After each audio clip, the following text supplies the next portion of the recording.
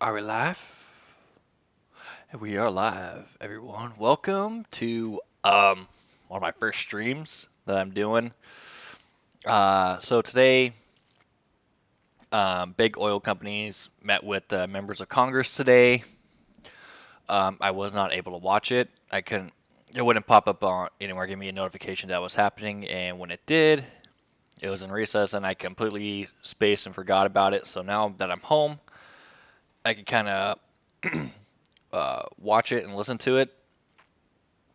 And this is an open forum for anyone that has any that agrees with me or disagrees with me. It's no surprise what where I line up. So yeah, so this is for anyone that um, hasn't seen it, wants to see it, and we could watch it all together. I know that I have to talk every once in a while, or else they could strike me down as I can't remember what it's called. Oh yeah. But anyway, I did watch like the first 6 to 10 minutes of it. I want to say on my way back home, just kind of get an idea for it. And it's up there. This is a 6 hour long video. I don't plan on watching the 6 hours because it's already almost 7:40 right now where I'm at. Um, I'll probably just do maybe an hour, 2 hours, probably nothing more than that. Then go to bed and I'll probably watch the rest, but just kind of do something to fall asleep to if I don't fall asleep to this first. So with that being said, let's get into it. Let me know. Like I said, this is my first time doing this, um, so let me know if you have any issues with hearing it, and I'll try to get that figured out as quickly as I can. But here we go. The updated guidance issued by the attending physician. Members, staff, and members of the press present in the hearing room are not required to wear a mask. For members participating remotely, your microphones will be set on mute for the purpose of eliminating inadvertent background noise. Members participating remotely will need to unmute your microphone every time you wish to speak. But note, once you unmute your microphone, Okay, perfect, perfect, anything that perfect. is said in WebEx will be heard over the loudspeakers in the committee room and subject to be heard by the live stream and C-SPAN. Because members may be participating from different locations at today's hearing, all recognition of members, like for questions, will be in the order of subcommittee seniority. Documents for the record can be sent to Austin Flack at the email address we provided to staff, and all documents will be entered into evidence at the end of the hearing. The chair will now recognize herself for an opening statement. Americans today are facing extraordinarily high gas prices at the pump. The average price of a gallon of regular gasoline 1 year ago was under $3. All right, I'm Today, sorry. It it gets is picking up a averages lot over of $4 mic a gallon, feedback. and in some places, it's nearly $6 a Like I gallon. said, I'm trying just These getting this all prices are figured out striking right constituents' now. budgets and their patience. Today, we will hear from the heads of some of our nation's largest oil companies, companies that are making record profits, which will hopefully shed some light on why Americans are paying record high prices for gasoline and what they can do to bring those prices down as quickly as possible. Now, this committee understands it's a complicated issue. It's And I often stated have it set up that oil is a on here global and on my TV, so commodity that's and how its I'm price is streaming it, determined going by back the and forth. global marketplace. Surely we don't dispute that. But the price of oil alone is not what is alarming most of us on this panel. It's the price at the pump.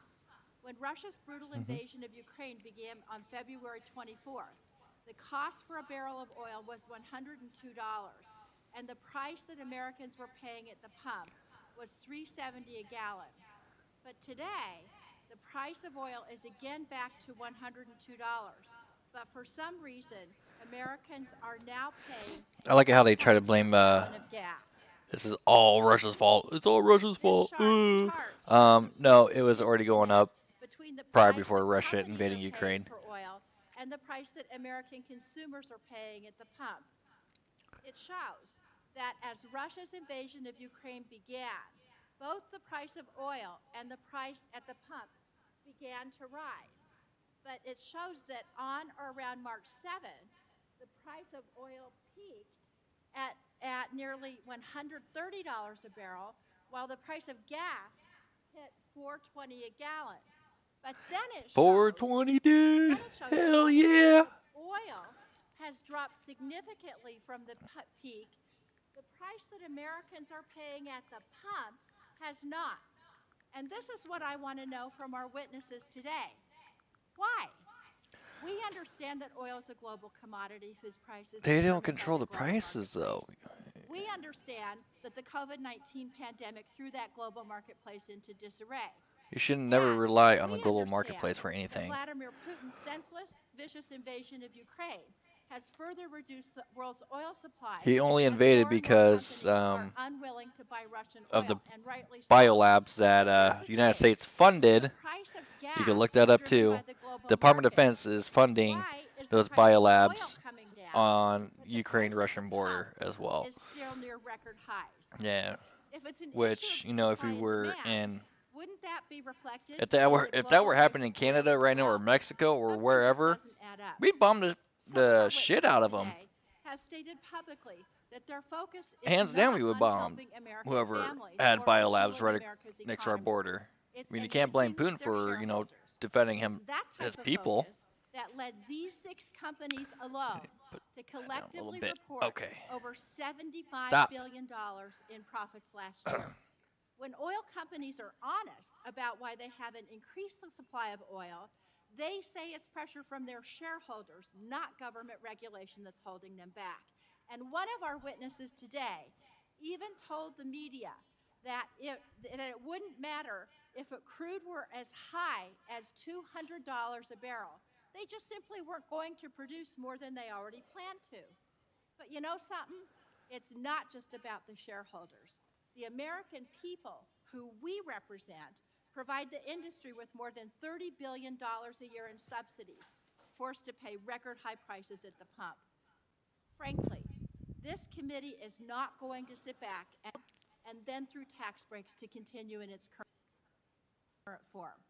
The Biden administration announced last week it's taking several substantial steps to help alleviate the price that Americans are being forced to pay at the pump, including by releasing up to 1 million barrels of oil per day from the Strategic Petroleum Reserve.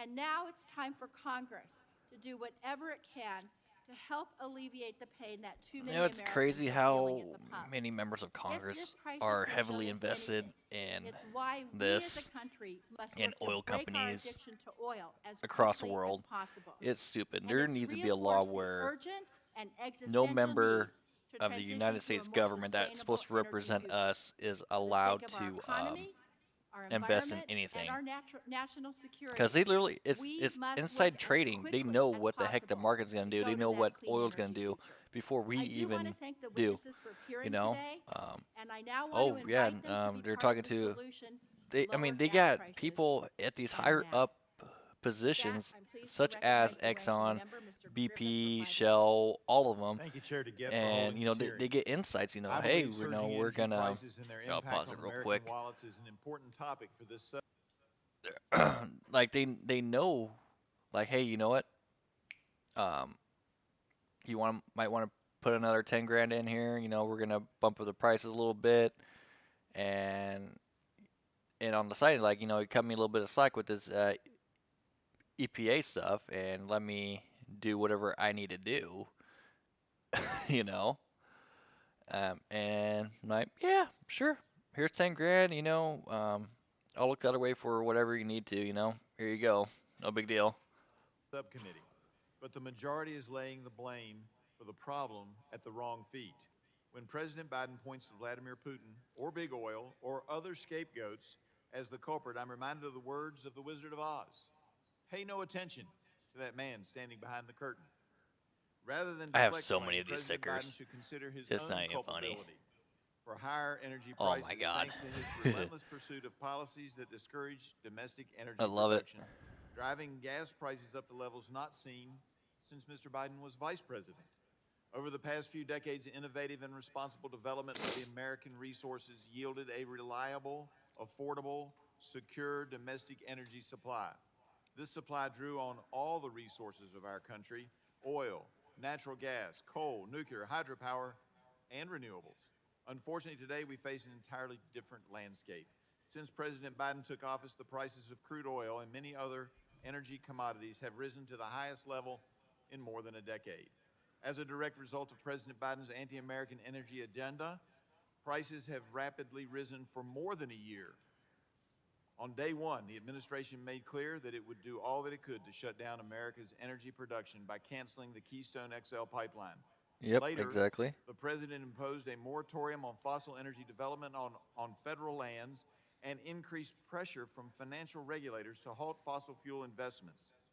And he has no plans of stopping his assault on the energy industry, even while gas prices skyrocket and Exactly. I allied mean, countries cry out they for new want energy everything sources. to be more President expensive, so Biden people will continues to go announce new and support taxes this and initiatives Green New that Deal are designed to bullshit shut that's down going to domestic cost production. One of the first billion, actions of the Biden billions, if not administration trillions, was of to ban dollars. on new oil and gas leases on public lands or in It's offshore just waters, signaling a desire to stupid, restrict growth you know. And of I can domestic see it from energy both or Democrat and oil Republican production, side and did so almost why immediately. people, you know, The are arguing about administration it, made it whose clear that fault is it, federal whose fault acreage is it. is not open for business.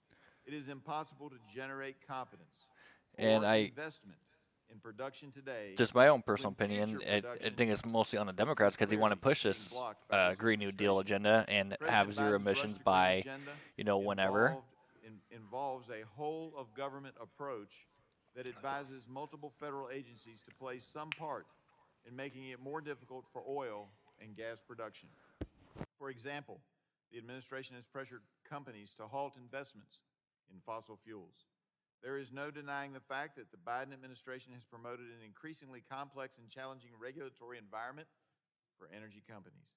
While President Biden should have been working to encourage domestic energy production, he went to OPEC to ask for more oil. Since that failed, the administration is reportedly considering lifting sanctions so the anti-American regimes in Iran and Venezuela can increase their production. It has become painfully clear that President Biden's anti-American energy policies embolden Putin, and in my opinion, helped to invite the attack on Ukraine. The words and deeds of the White House expose a fundamental misunderstanding of the operations of an industry it seeks Yeah, to instead of dissolve. After opening up the Russia's Keystone invasion of Pipeline, Ukraine, Biden President went Biden to, stressed the what was it, short-term need to Israel increase and oil and natural OPEC gas and output OPEC and expedite to tell to liquefied tell natural them, gas hey, we need more LNG oil, project ship it over development. here.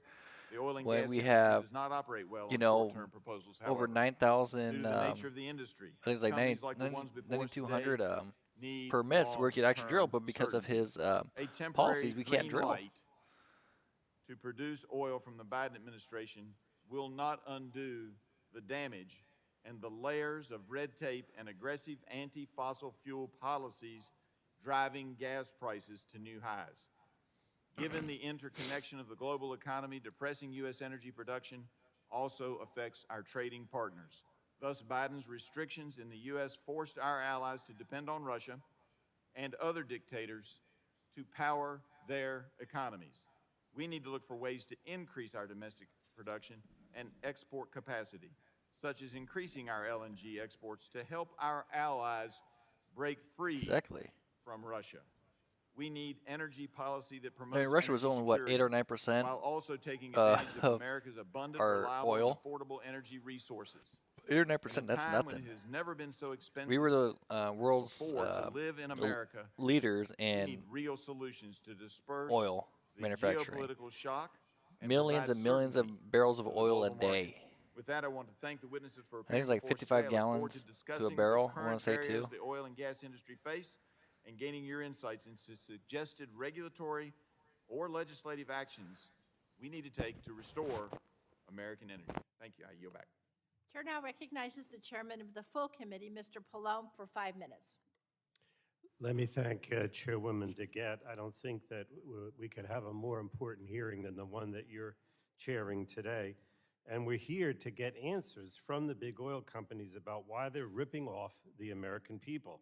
At a time of record profits, Big Oil is refusing to increase production to provide the American people some much-needed relief at the gas pump. Instead, they're buying back their stock at an estimated cost of about $40 billion this year. Big Oil is lining their pockets with one hand and taking billions in taxpayers' subsidies with the other. Meanwhile, the American people are getting ripped off as these companies choose to keep production low so that their own profits stay high. I believe this The guy's American people are Democrat, but I understandably fed up do with these agree with him. You prices, know, we gotta and we're stop here lining the today to pockets of demand these answers from executives Big Oil about when and they will everything. finally start providing the American I think they people only have some like relief. 3 or 4 As oil committee prices rise members and Americans that are actually hurting, do the the opening 6 oil statements. Then companies they go to the testifying today made execs, more than $75 executives, billion in and do their profits opening statements. between them last year. Then that's where It's that's where I also left likely off. these companies will make an even more money this year. In fact, on Monday, Exxon announced that its first quarter profits may be more than $9 billion. That's higher than last year's first quarter profits of $8.8 billion. And all these profits while Americans are getting taken for a ride at the gas pump. Even in the face of a devastating war in Ukraine and a bipartisan agreement to ban the import of Russian oil, several of the companies testifying today told their shareholders that they would rather make money off high prices in the market than invest in additional oil production. If these companies really wanted to do something about high gas prices, they would put their profits to work by increasing supply. Right now, the oil and gas industry has more than 9,000 approved but unused drilling permits, and they should Sorry about focus that. on using them. The problem is not a shortage of permits or land. Big Oil is choosing to keep supply low, prices high, and their pockets lined with the hard-earned dollars of struggling American consumers. And the game Big Oil is playing is unfortunately nothing new. For decades, American consumers have been subject to the whims of global petro dictators and the oil companies that benefited from doing business with them. Foreign adversaries like Russia's Putin can make prices unpredictable and What the heck? unstable, and Big Oil is profiteering from our continued reliance on this volatile global commodity. Now, Republicans continue to push the same old oil above all policy. I don't know how that happened. The game Big Oil is playing is unfortunately nothing new. For decades, American consumers have been subject to the whims of global petro dictators. What the heck? And oil companies that benefited from doing business with them. Foreign adversaries like Russia's Putin can make prices unpredictable and What the heck? unstable. Why? Big Oil is profiteering from our continued reliance on this volatile global commodity. Now, Republicans continue to push the same old oil above all policy. I don't know how that happened. Hold on one second. Let's take a quick look.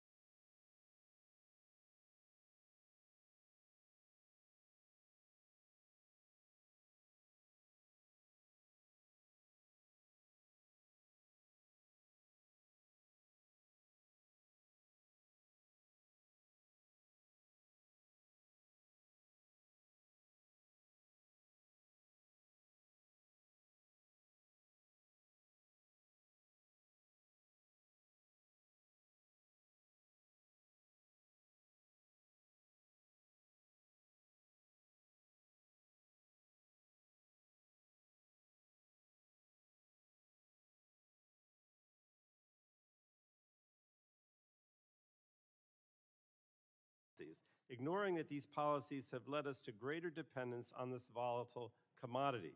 And where has all this gotten us? The United States now produces Okay. more oil and gas than any other country in the world, but Americans are still subject to the actions of the big oil companies. And Democrats have a different plan. We're focused on actually reducing costs for American consumers at the pump. And today, we also demand, or we're also involved in enacting 21st century all of the Oh, above come on now. policies that will give consumers real options, not just a 1970s. Why did it all of a sudden just go frickin' tits up on me?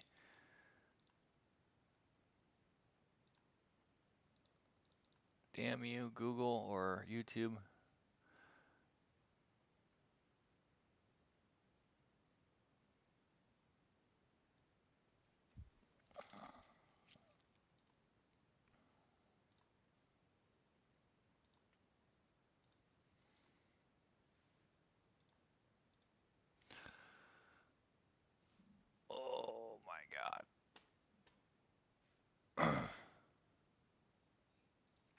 70s choice between oil, diesel, and gas.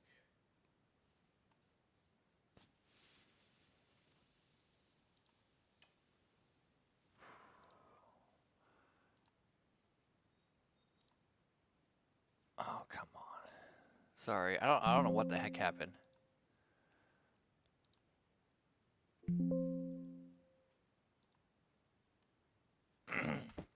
I don't know why now all of a sudden it just went tits up on me. Oh, not that. Not that. Oh.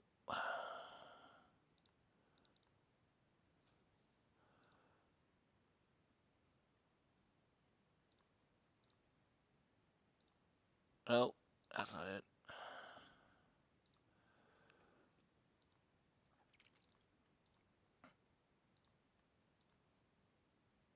There we go. Wow.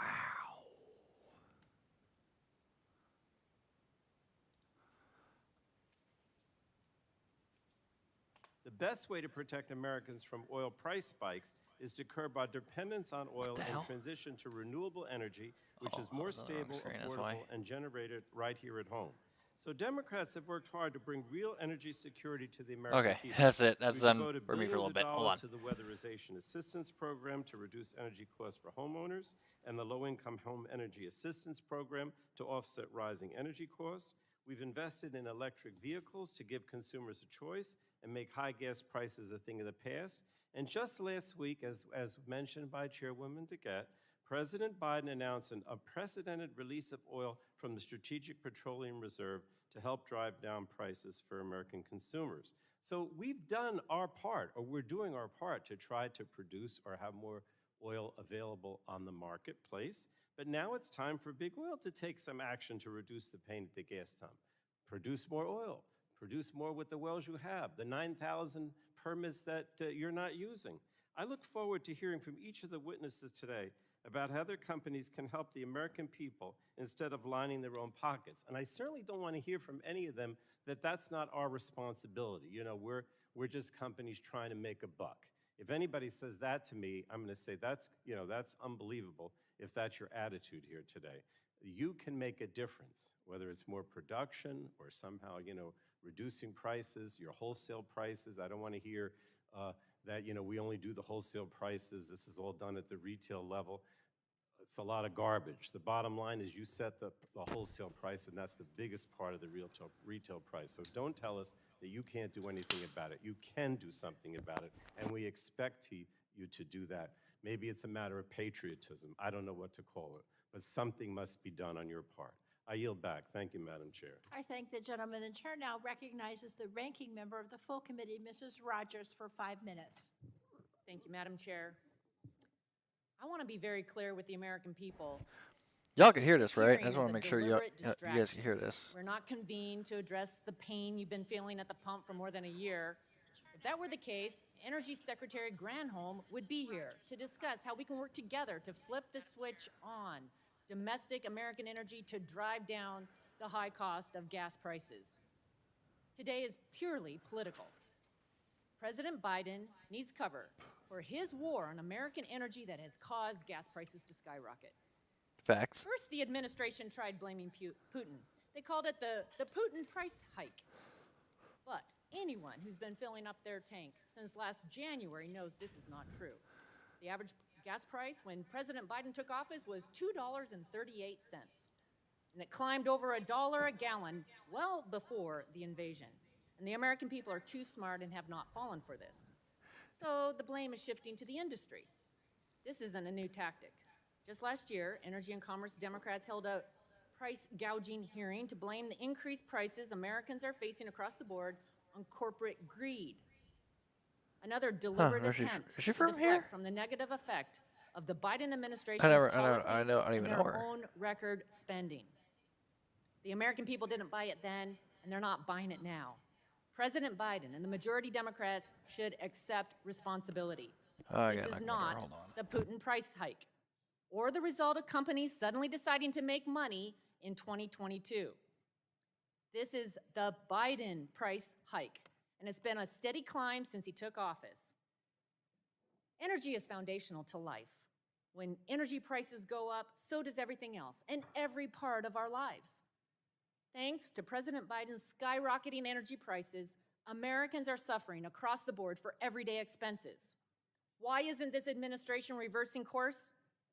High gas prices are a feature of this administration's policies, not a bug.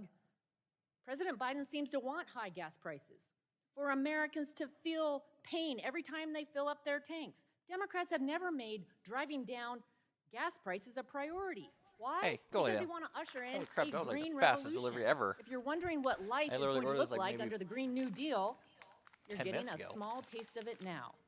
It's not reality, and it's not something that people can afford. Oil and gas are going to be needed for decades to come. Instead of accepting this reality, they continue to shut down American energy. Sadly, this should not come as a surprise. In March 2020, candidate Joe Biden said, quote, "No more subsidies for fossil fuel industry, no more drilling on federal lands, no more drilling, including offshore, no ability for the oil industry to continue to drill." period." Exactly.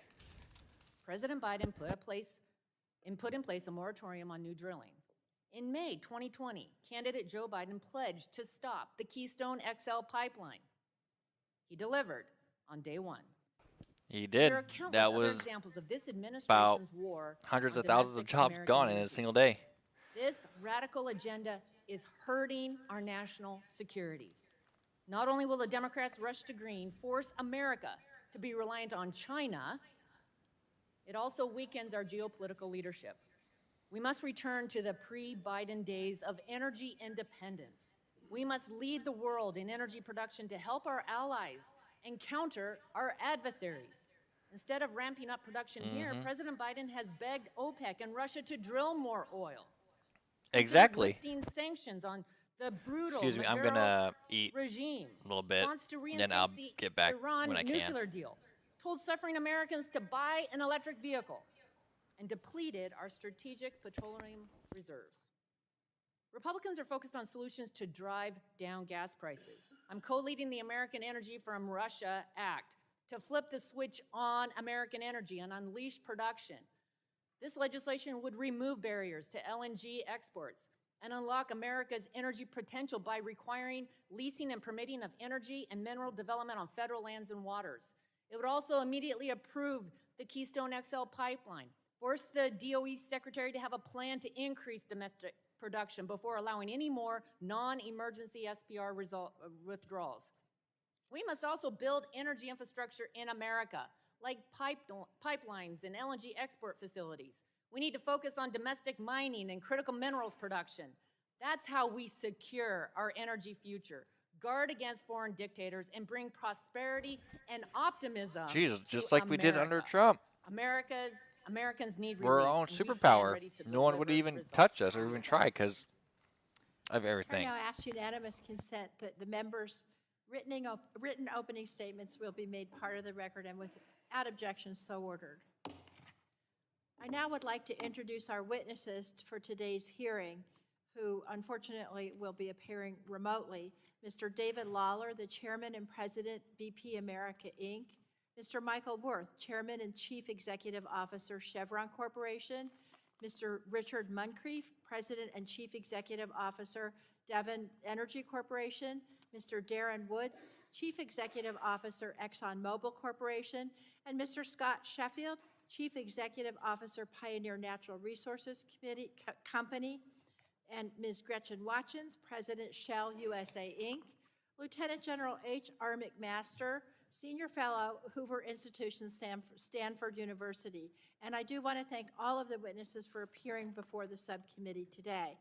All of you know the committee's holding an investigative hearing, and when doing so, we have the practice of taking testimony under oath. Do any of you have objections to testifying under oath? Please state yes or no. No. Let the record reflect the witnesses have responded no. The chair then advises you that under the rules of the House and the rules of the committee, you're entitled to be accompanied by counsel. Do any of you desire to be accompanied by counsel during your testimony today? Please unmute and state for the record. No. No, Chairwoman. No. No. By the way, I can see all of you on our screen here, so that's good.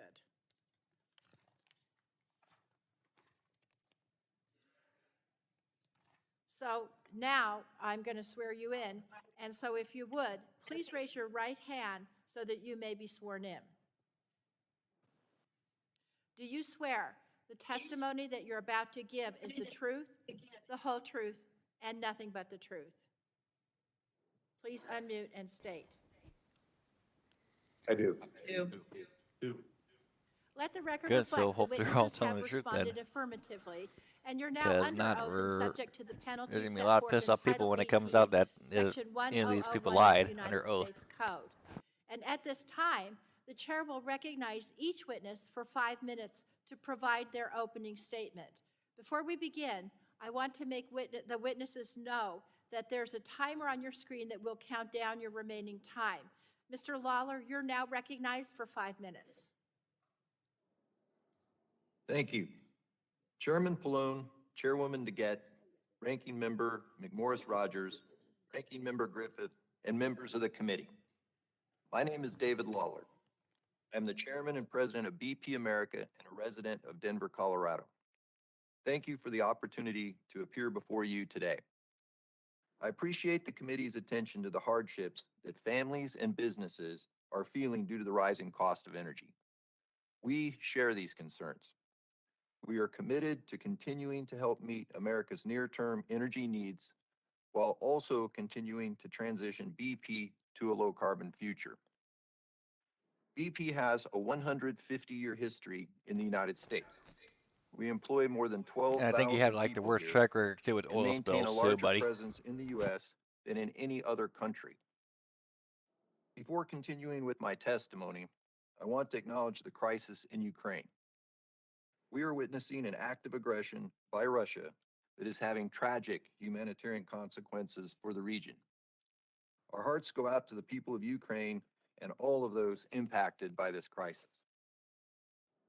BP will continue to support those affected in Ukraine and the wider region. At the same time, we are helping ensure that the energy supply remains secure, given that Russian oil and gas is deeply integrated into Europe's energy system. The price of oil, gasoline, and other refined products are driven by international markets. Energy markets are complex and global in nature. That means that products like refined fuel reach end consumers through several different paths along the supply chain. The current volatile energy markets underscore the need to invest in reliable energy, both low carbon sources and resilient hydrocarbons. This is the heart of BP's transformation. In 2020, BP established a new purpose: reimagining energy for people and our planet. At the same time, we announced a new ambition to become a net zero company by 2050 or sooner, and to help the world get to net zero. We aim to be net zero across our operations, production, and sales by 2050 or sooner. BP also set several near-term targets and aims along our path to reach net zero by mid-century. And BP is in action toward this transformation.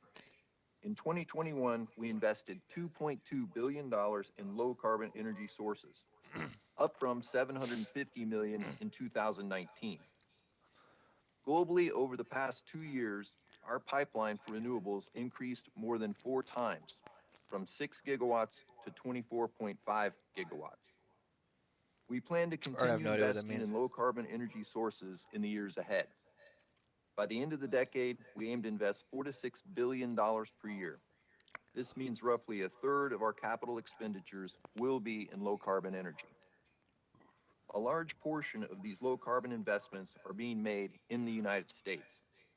This includes a $1.1 billion initial Which the United States has investment one of the in a lowest carbon partnership footprints in the in world. Equinor's 2 wind Or if you look leases at China, located off the coast of New York and Massachusetts. Russia, India, Between them, all them. we aim to develop They're 4.4 the main gigawatts causes of of this. low-carbon energy. That's enough to power more but yet than we get 2 blamed for it, million and homes our each year. shit gets goes up. BP aims You to know, I want to steadily know what the increase our the investment in price low of carbon gas energy looks while like continuing to abroad. invest in resilient No, I kind hydrocarbons of have an here in the idea what it United looks like States. in BP's Gulf Canada's of fucking Mexico expensive. business exemplifies Mexico's this cheap. approach. My parents just came back from In the Mexico Gulf, about we're producing some of about a BP's month ago, highest value energy and anywhere in it's the cheap as world. hell. I heard This year, people BP saying aims to going from safely California start to up Mexico Argos, just a to get fifth gas because production it's so cheap. platform that will increase our production in the region by 25%. Our U.S. onshore oil and gas operations, BPX Energy, a business that I lead, is driving down emissions while safely producing oil and gas in Texas and Louisiana. BPX plans to spend more than $1 billion to install a state-of-the-art infrastructure network that will significantly reduce emissions from our U.S. onshore operations through electrification. In uncertain times, one of BP's primary roles is to maintain the safe, secure supply of the energy on which I societies just realized depend. I didn't have my mic down. The importance of this role has So I was saying, rarely I'm watching been it over clearer here, than in recent weeks. and on here, At the listening same in here, time, and eating my Jimmy BP John's. will That's what pursue our emissions targets and aims y'all while just missed. continuing to increase So our if I supply of energy from low carbon sources. Thank you again for this opportunity. I look forward to your questions. yes. Um, Thank you. so if Chair now my camera recognizes disappears, it's Mr. because Worth I'm for eating, 5 and I want minutes. you guys seeing that view. Chairs DeGette and Pallone, Ranking Members Griffith and McMorris Rogers, members of the subcommittee. Thank you for the opportunity to speak with you today. My name is Mike Worth, and I'm the Chairman and CEO of Chevron. We're living through a critical and unprecedented moment in history. Over the last 6 weeks, we've watched the events in Ukraine with grave and growing concern. Russia's actions have cost many Like, lives. honestly, why do they care? Displaced Why is this millions getting of brought up? people You're from their not here to homes. discuss Russia and The Ukraine. senseless Are you violence trying and to loss score of brownie life points with are people? heartbreaking. Like, seriously. We appreciate the efforts of leaders across the globe to find a path to end the hostilities, and we support a prompt and just diplomatic resolution. In addition to the toll on human life, the crisis has also led to a surge in commodity prices, particularly with respect to energy. It is affecting people around the world, including here in the United States. This has added to the tremendous pressures that our economy and citizens were already experiencing from a global pandemic. At Chevron, we understand the As you can tell, I hardship got that a rat rising living energy next costs door. have posed for so many Americans. From higher prices at the pump to increased rates for natural gas, heating, and electricity. Ugh. And as the global landscape continues to evolve, we're focused on doing our part to provide Americans with access to affordable, reliable, and ever cleaner energy. I also want to be Okay. very clear about where Chevron stands. Why We is do it all not blurry now? control the market price of crude oil or natural gas, nor of refined products like gasoline and diesel fuel. And we have no tolerance Dirty. for price gouging. In his remarks last week about the release of supplies from the Strategic Petroleum Reserve, President Biden Oh, stressed the come on. critical role that companies like ours have It's to seriously play one thing after in another with increasing this domestic stupid supply thing. of oil and gas. At Chevron, we're committed to doing our part to contribute to this goal. We're pursuing the 1 second. responsible development of oil and gas while also investing to advance a lower carbon future. We're answering the call for strong domestic energy supply by focusing on Chevron's core strategy, leveraging our strengths to deliver lower carbon energy to a growing world. Chevron has already committed to increase our capital spending this year by more than 60% compared to 2021, with approximately half of that increase going to oil and gas production and the other half to renewable fuels and lower carbon energy. This is expected to grow our production in the Permian Basin here in the United States from 600,000 barrels of oil equivalent per day last year to over 1 million barrels per day by 2025. As we make these investments, Chevron is focused on innovating to meet the energy demands of today and tomorrow. We're increasing American energy production, and we're also producing energy that is ever cleaner. That's why we've committed $10 billion between now and 2028 to lower the carbon intensity of the energy we supply. We also remain mindful that energy security is national security and that maintaining American leadership is important for the world. We intend to continue working with Congress, the Biden administration, and the whole of government to achieve our shared goal of delivering affordable, reliable, and ever cleaner energy to American consumers. Then do it. Recent events underscore the importance of our industry working collaboratively with policymakers on these critical issues. Whether it's accelerating programs for new energy exploration or streamlining the permitting process for the development of critical energy infrastructure, Alright, fine, got that figured out. we believe there are a number of policy steps that could bolster American energy supply and place us on sounder footing for the future.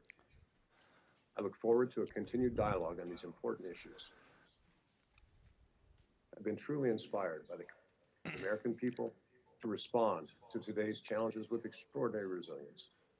And I'm optimistic about all that Chevron is doing to meet the world's needs for affordable, reliable, and ever cleaner energy. Thank you, and I look forward to your questions. Thank you. The chair now recognizes Mr. Moncrief for 5 minutes. Chair DeGette, Pallone, Ranking Member Griffith, and members of the committee. Thank you for the opportunity to discuss the current state and importance of U.S. energy production before you today. I'm Rick Moncrief, CEO of Devon Energy. We are at a Never heard moment of of Devon Energy. I crisis don't know who given it- Russia's I know it's unprovoked not and Chevron. unjustified invasion of Ukraine. Devon Energy is an independent exploration and production company headquartered in Oklahoma City. Founded in 1971, Devon employs more than 1,600 hardworking people with operations in Oklahoma, Texas, New Mexico, Wyoming, and North Dakota. In January of 2021, we completed a merger with WPX Energy and are proudly producing more American-made oil and energy today than at any time in our 50-year company history. Devon is an upstream company. We find and produce oil, natural gas, and natural gas liquids. We do not refine or sell refined products. We invest heavily to recover these resources and then contract to sell them at prices dictated by a complex global commodity market. Okay, so they don't refine it, We they do just not dig it up set and or send have it to significant whoever, pretty influence much. over the price of our products. Multiple factors impact the price of any global commodity, and over the past 2 years, we have seen extreme Go lay down. volatility. As the COVID pandemic all but shut down global economies, demand for our products decreased drastically, and the market price for crude oil plummeted. In fact, in April of 2020, crude oil futures actually went to a negative $37 a barrel. As economies began reopening, markets adjusted, and we at Devon adjusted and began increasing production again. The events in Ukraine have now added upward pressure in the markets. While we're seeing prices level off, Okay, how's it uncertainty added still up? continues, which creates How? volatility. And I don't believe we're out of the woods yet.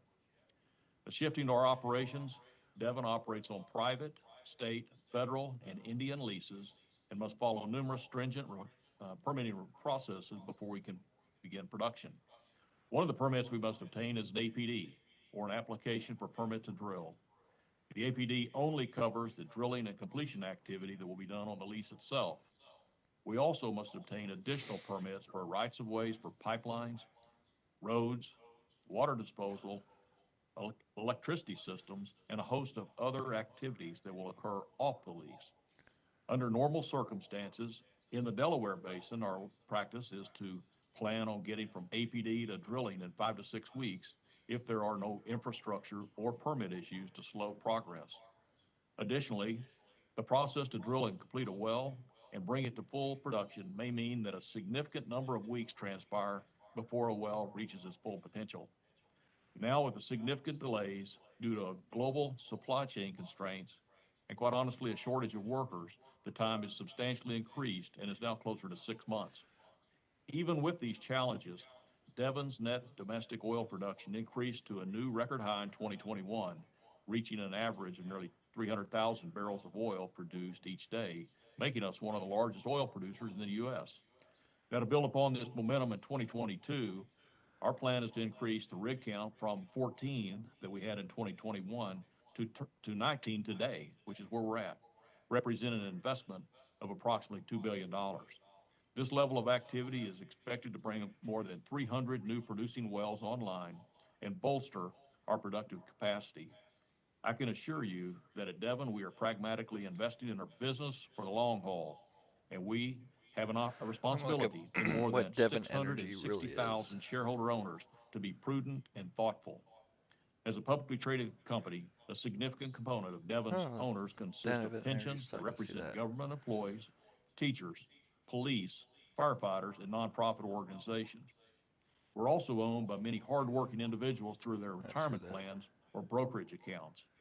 Like other sectors in the market, our shareholders expect us to operate in a way that delivers a return on capital invested while providing additional value in the form of cash returns.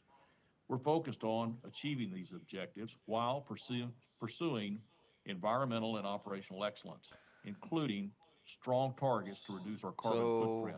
back in What's required April now is a 4th, thoughtful, so what? collaborative dialogue 2 days between ago was at policymakers and the oil and gas I industry. don't know how to read stock price. Pragmatic solutions that 61.95 ensure at our its highest, nation's and energy now it's security and close leadership in the today global marketplace must be at fostered by clear and 58.34. So it's consistent dropped quite a regulatory bit. policies. We know that oil and gas will remain a critical energy source for decades to come, and Devon is proud to produce it safely, responsibly, and with care for the environment and our stakeholders. Thank you again for the invitation to address the committee and further this most important discussion. Thank you. Chair now recognizes Mr. Woods for 5 minutes. Good morning, Chairwoman DeGette, Ranking Member Griffith, Chairman Pallone, Ranking Member McMorris Rogers, and members of the committee. I'm Darren Woods, Chairman and CEO of ExxonMobil. I welcome the opportunity today to discuss fuel pricing with the community.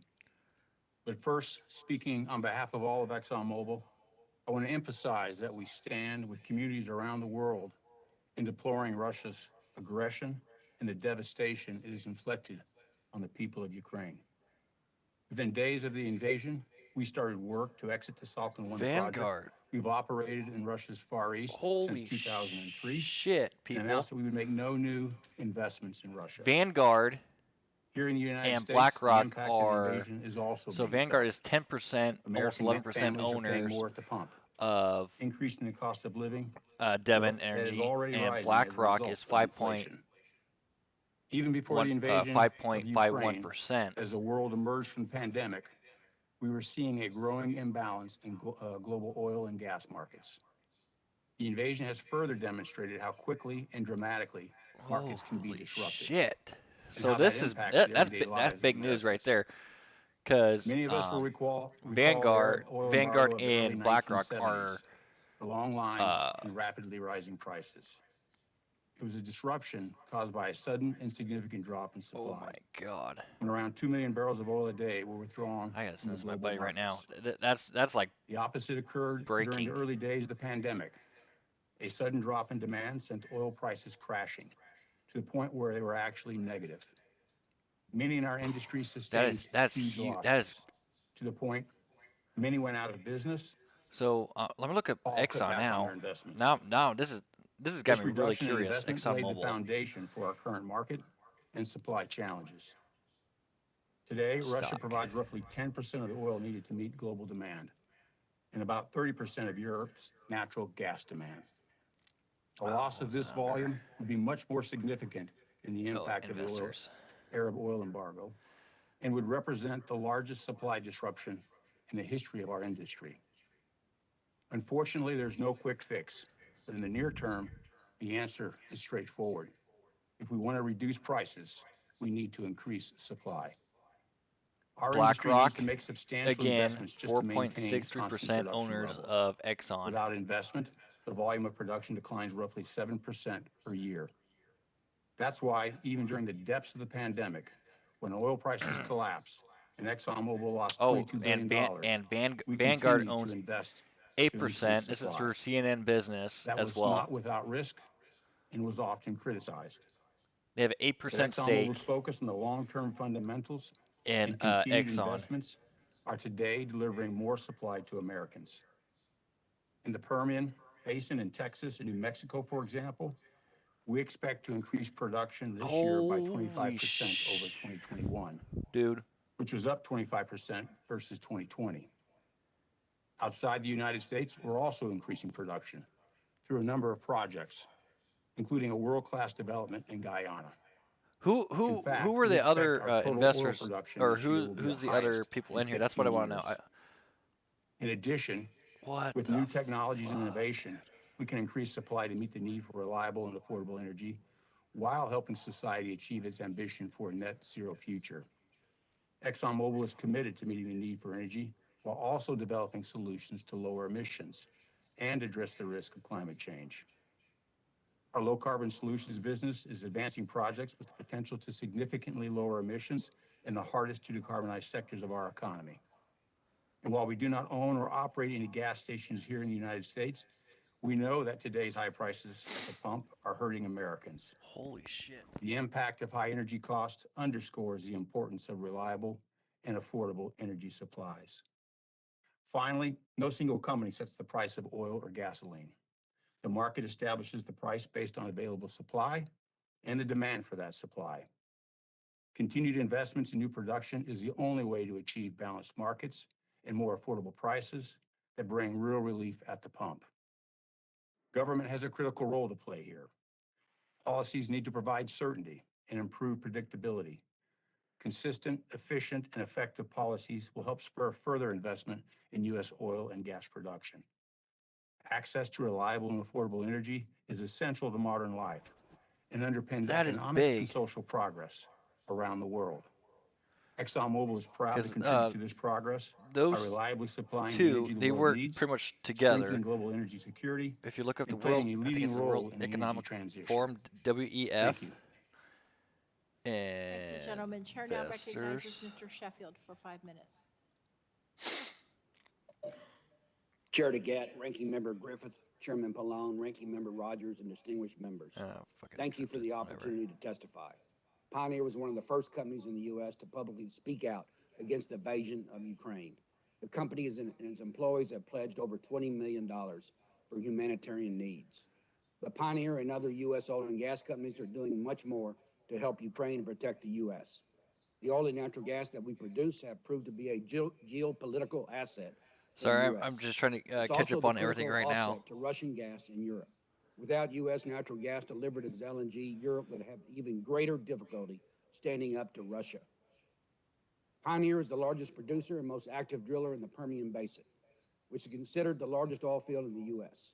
Over the past decade, our company has invested $45 billion to quadruple production to over 600,000 barrels of oil equivalent per day. Pioneer is solely an upstream company. Our products are purchased by refiners and utilities. Pioneer operates exclusively on private lands, does not refine its oil and gas commodities, produce gasoline, or operate retail gas stations. Pioneer is a price taker. We do not set the sales price of our products. Prices are determined by international markets based on global supply and demand fundamentals. Over the past 10 years, growth from the U.S. shale revolution has added over 8 million barrels of oil per day and 90 BCF of natural gas per day in this country, which has provided jobs, increased energy security, Yep. reduced energy costs, So, and significantly reduced strategic greenhouse partners gas of the World emissions.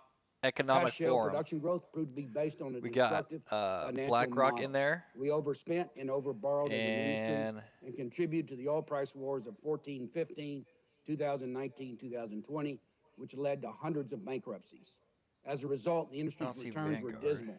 We ended up at the I am not bottom of the seeing S&P Vanguard in here. 500 in stock performance over the last several years.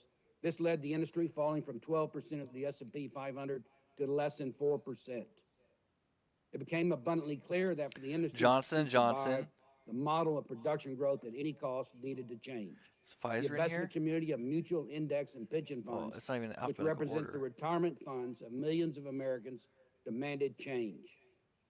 The new model of sustainable growth generates returns more consistent with other industry sectors in the S&P 500. Instead of the U.S. growing up to 1.5 million barrels of oil per day in some years and oversupplying the market, the long-term annual growth rate is expected to be 500 to 700,000 barrels of oil per day over the next several years in this country. Long-term, the Permian Basin is the only growing oil So shale basin. they do in got this country. BlackRock. The drilling inventories BP's in in the other here. U.S. shale BP. basins are limited. The Permian Basin is producing today at a record high of 5 million barrels of oil per day, 20 BCF natural gas per day. Based on current internal forecast, it will reach 8 million barrels of oil per day and over 35 BCF of natural gas per day around 2030. Pioneer is providing its share of long-term growth at approximately 5% per year, and we expect to produce over 1 million barrels of oil equivalent per day by 2030. Why Goldman can't Sachs, Pioneer and Google. the industry grow faster?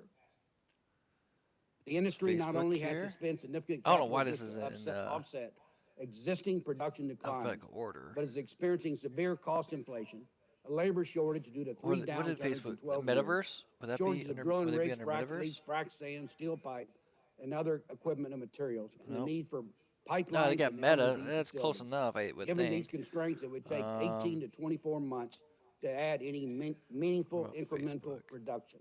Um, Further, the I don't capital see available to our industry Facebook is in here. severely impaired, with equity offerings, private equity, and bank financings essentially non-existent in the industry today. We face a future oil price curve that declines by more than $25 over the next 5 years.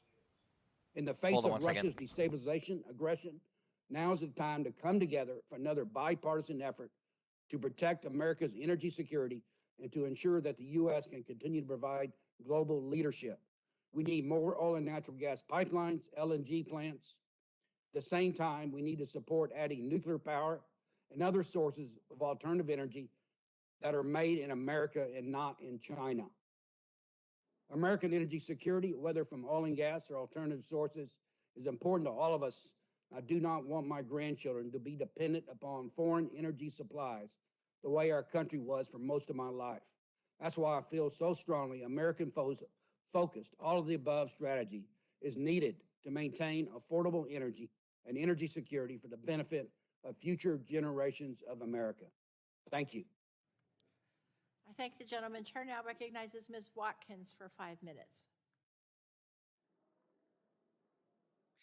Chair DeGette, Ranking Member Griffith, and members of the subcommittee, thank you for the opportunity to be here today to discuss Shell's response to the invasion of Ukraine, the global energy disruption caused by the invasion, and our efforts to address rising energy costs in the United States. I lead Shell USA, the U.S. subsidiary of Shell plc. Shell strongly condemns the unprovoked attack on Ukraine, and we have acted swiftly in response. Shell announced that it would withdraw from all Russian hydrocarbons, halt the spot purchases of Russian crude and LNG, exit our equity partnerships in Gazprom-related joint ventures, and end our involvement in the Nord Stream 2 pipeline.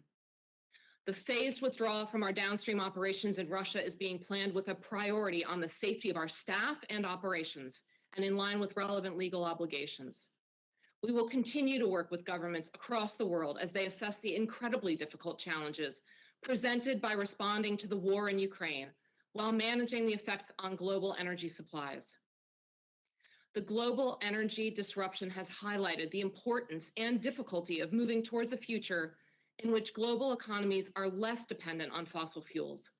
We believe Shell's Powering Progress strategy continues to be the right approach, and we remain committed to helping society achieve its goal of net zero emissions.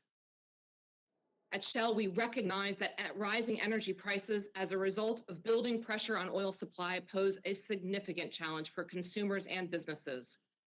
Shell is focused on doing our part to ensure a reliable supply of energy products and mitigate the disruptions caused by efforts to move away from Russian hydrocarbons in the global marketplace. Because oil is a global commodity, Shell does not set or control the price of crude oil. Similarly, Shell does not set or control the price that consumers pay. Indeed, it would be illegal for Shell to do so because nearly all Shell-branded retail stations in the U.S. are owned by independent operators who set their own prices in the marketplace. Shell already had in progress actions that will allow us to respond to the current crisis. In the Gulf of Mexico, we recently started production from the PowerNap project at 20,000 barrels of oil a day. And just this morning, we've announced first oil at another project in the Gulf, which will provide an additional 15,000 barrels a day. We also expect to bring online new production from the Vito field by the end of this year. Shell offers 3 thoughts regarding the challenges posed by today's energy environment.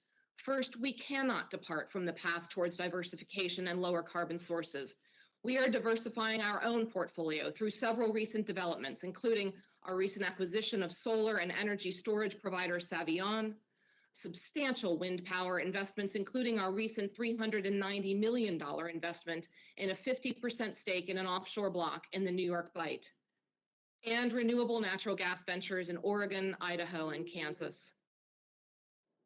Second, the government should continue to advance the approval of and permitting of otherwise ready oil and gas projects that would bring new supplies of oil and gas online within weeks or months. And third, the Interior Department should end its pause on federal oil and gas leasing, especially in the Gulf of Mexico, which is among the lowest greenhouse gas intensive productions in the world. Even in the current crisis, Shell is unwavering in its commitment to the energy transition. The market challenges presented by the reduction of Russian oil and gas in the global market presents an opening for policymakers to look for a realistic pathway that would blunt the disruptive effects of the ongoing crisis and accelerate the transition to a lower carbon future. Shell recognizes that recent events have led to volatile gas prices that pose challenges for consumers. To address these burdens, I view it Holy as our Santa Claus obligation to shit. continue to provide a this reliable is and secure energy supply for amazing. Americans I've and got to consumers around the world. From the post Shell this employees right working now. offshore to Copy. produce oil, to our staff workers in refineries that have been working can I throughout the do that? pandemic, to our employees planning and Can I, building new offshore wind farms, we take this obligation very seriously. Shell will continue to invest in clean energies, and we will continue to work with our Okay, I customers to cannot help them post it. decarbonize. We are committed to helping society achieve a low carbon future. Thank you for the opportunity to be here today. Thank you very much. General McMaster, you're now let's see if I can recognized do for it from 5 here. minutes. So if I screw this up, I'm sorry. Chairwoman DeGette, Ranking Member Griffith, and members of the subcommittee, it is a privilege to testify before this committee at a critical moment for our nation and the free world. I hope that my statement for the record is useful to you and the important work that this committee is undertaking to strengthen our nation and promote peace and prosperity. I believe that this committee, this Congress, and the Biden administration have an historic opportunity to overcome the interconnected economic and security challenges we face, especially those at the nexus of energy security and national security. Because we have been complacent and I think preoccupied with our own traumas and divisions, we are behind in doing so. We urgently need new policies and new legislation to catch up, strengthen our nation, and build a better future for generations of Americans to come. In my statement for the record, I argue for policies and legislation aimed at achieving the goals of, first, reducing the coercive power of authoritarian regimes over energy supplies. Second, integrating energy security and climate policies. And third, removing bureaucratic and regulatory obstacles to progress to meet burgeoning global energy needs. With the brutal and unprovoked Russian assault on Ukraine, our post-Cold War holiday from history has come to an end. As more of the horrors that the Ukrainian people are enduring become apparent, it is also clear that the United States fell behind in realizing its potential to improve global energy security and reduce Vladimir Putin's ability to wage indiscriminate warfare while constraining the world's response through dependence on Russian energy supplies. Let us be inspired by the courage and determination of the Ukrainian people who are fighting for the freedoms we too often take for granted. It is past time to work together across political parties and between the government and industry to unleash the power of American energy, to weaken the authoritarian regimes and strengthen the free world. Where's BlackRock? Thank you. Blackstone. Okay. I thank the gentleman. It's now time for members to have the opportunity to ask the panel questions. And before I begin, once again, I want to remind members to mute themselves while not speaking, and also the witnesses, even during your question time. This will prevent feedback for witnesses and, Save. and Okay. listeners at home. Yeah, The chair that's will big. now That's honestly recognize big news, herself people, for because 5 now you get to see minutes. who's Many of the witnesses part of that today World testified Economic that Forum, demand for gasoline which went down during the pandemic, I'm actually reading and the therefore book by supply went one of down its main founders, Klaus dramatically as Schwab, well who too. And that's because the majority of the wrote price the of gas, book of The Great course, Reset, is culminating the determined Great by the Reset, price which of is crude what I'm oil. reading right The now. reality Um, is that gas prices are high so this is actually big because news. crude oil prices That I are didn't know high. And the that how reason many why executive crude oil prices are so high banks is because there's less um, supply in the global market. Does everybody agree with that? And I'm going to or go these right oil down companies the, are the invested list in the World and ask Economic you Forum yes or no. Mr. to Lawler? control the for potential new Yes, world there is order. less crude oil Thank you. supply. Mr. Worth? Madam Chair, fuel prices are impacted by a number of factors. Crude So oil you being don't a you very don't agree significant that one. crude oil prices are high because there's less supply?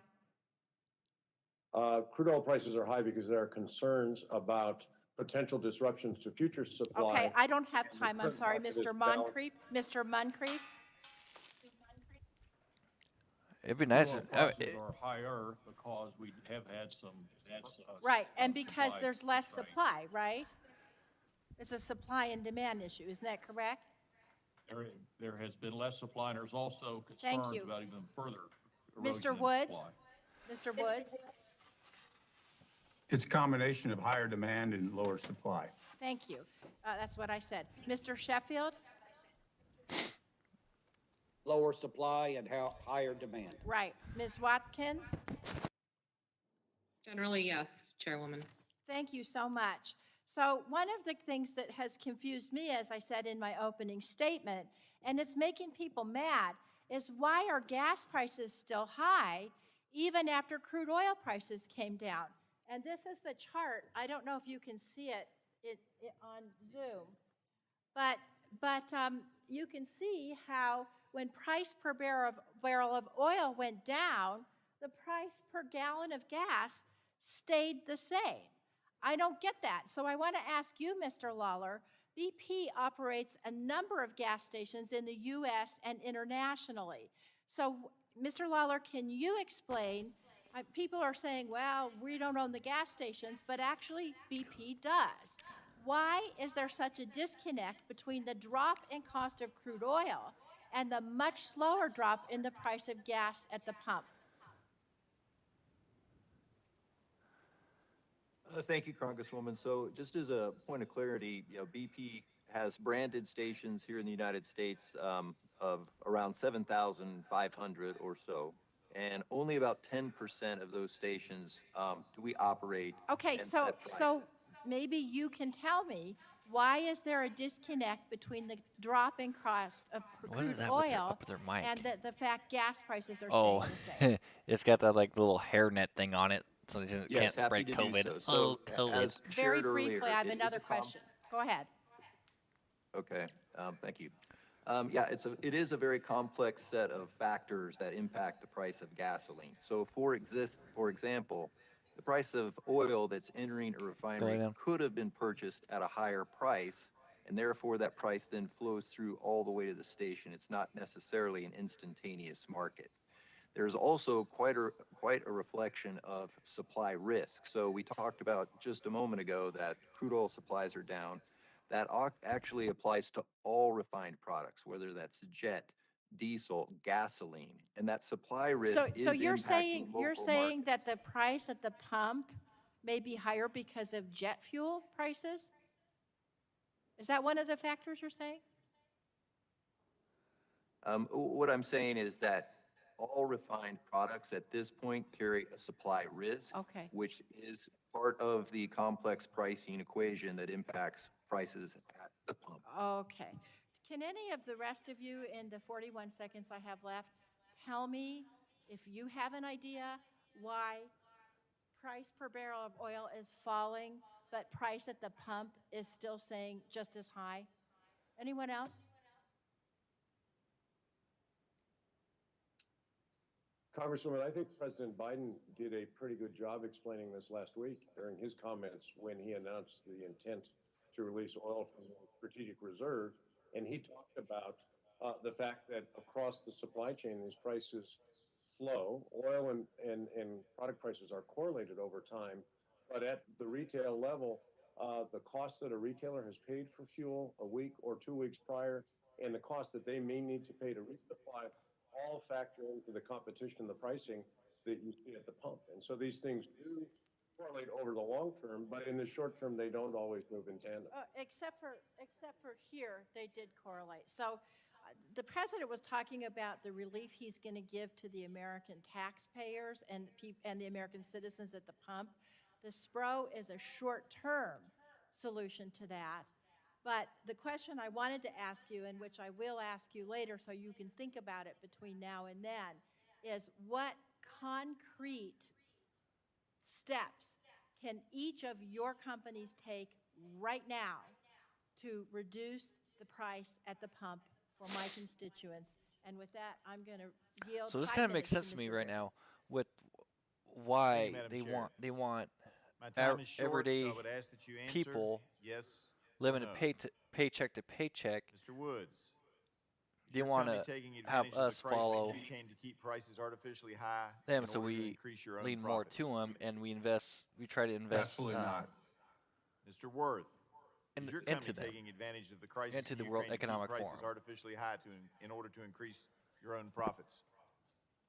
No, we are not. Mr. Lawler, is your company taking advantage of the crisis in Ukraine to keep prices artificially high in order to increase your own profits? Absolutely not. Ms. Watkins, is your company taking advantage of the crisis in Ukraine to keep prices artificially high in order to increase your own profits? No, we are not. And you all recall that you're under oath. Do any of you wish to change your answers? Hearing none. All right. The Biden administration's fiscal year 22 budget request listed the following as a key objective: not funding work that directly subsidizes fossil fuels, including work that lowers the cost of production, lowers the cost of consumption, or raises the revenues retained by producers of fossil fuels. Do statements like this facilitate more domestic production? Yes or no, Ms. Watkins? Yes or no? I don't know. Go lay down. I don't know Lay the down. answer to that. I don't know the context within which that was stated. This was the president's budget objectives. One of the top objectives of his budget was to not fund work that directly subsidizes fossil fuels, including work that lowers the cost of production, lowers the cost of consumption, or raises revenues retained by producers of fossil fuels. Mr. Lawler, do statements like that facilitate more domestic production? Yes or no? AstraZeneca. What's AstraZeneca?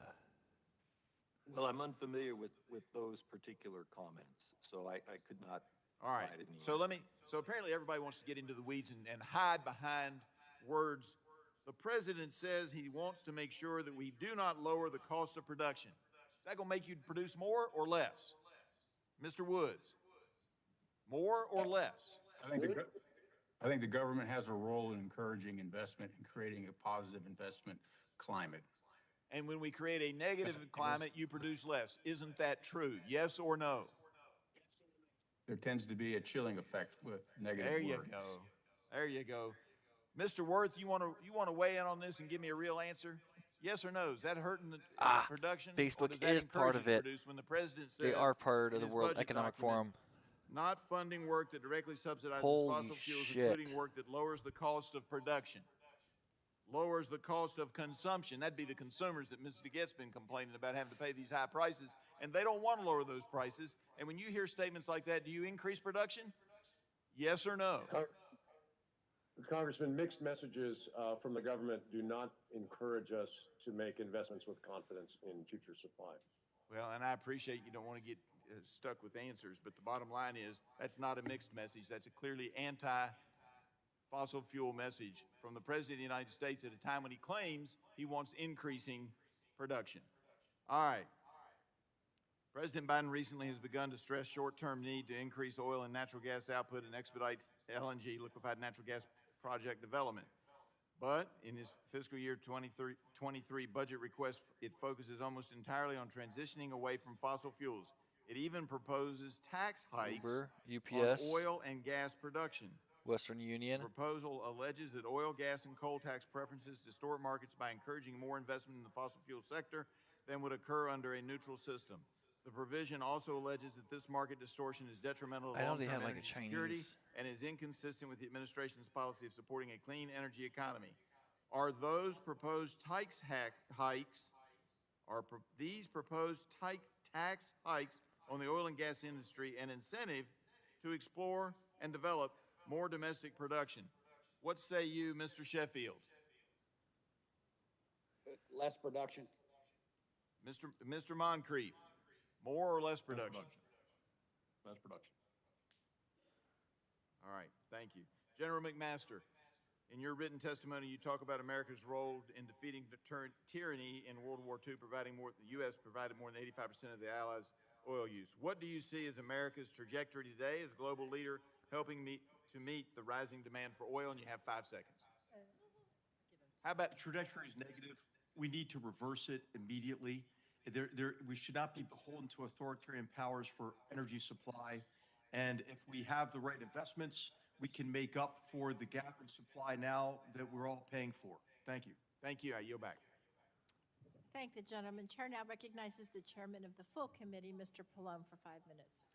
Thank you, Chairwoman DeGette. Let me say I appreciate the executives being here today, in particular your willingness to move towards renewables. Every one of you, I believe, stressed that you are moving towards renewables, which of course is the real answer in the long run. But for now, I do That's want to exactly point what the out, I Democratic heard Party Mr. wants us Griffith to do. say in They want his us to go opening to this that, renewable energy. that They you want us to go all, through the you Green know, New Deal, which is, I bet you these we're dealing with idiots the right here, Ukraine crisis, but they the don't reality want is to get rid of their that, private jets.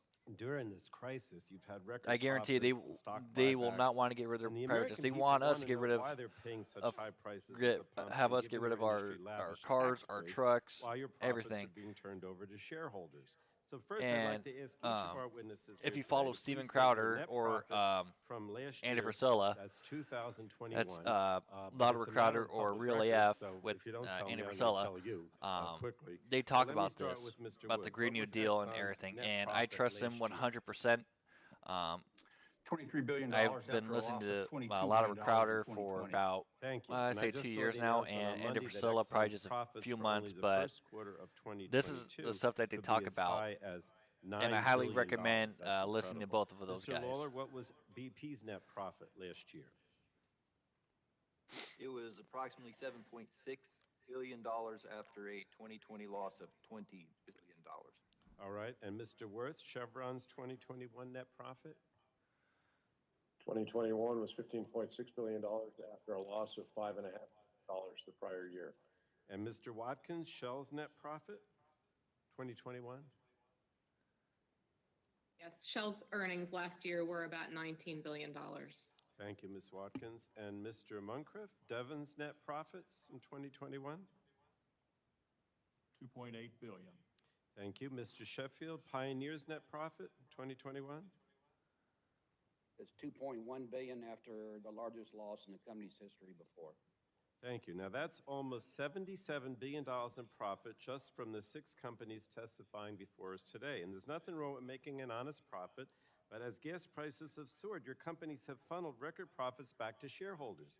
In fact, for 2021 and 2022, the 6 companies here today have collectively executed or announced approximately $45 billion in share repurchase programs, in addition to the almost $40 billion in dividends you issued to shareholders last year. Now, that's a lot of money to shareholders, but it's coming at the expense of the American people who need you to dramatically increase production, not shareholder wealth. So it was mentioned that President Biden recently took the step of ordering a massive release from the SPRO to increase fuel supplies by up to 1 million barrels a day. But that can't go on forever, nor should it.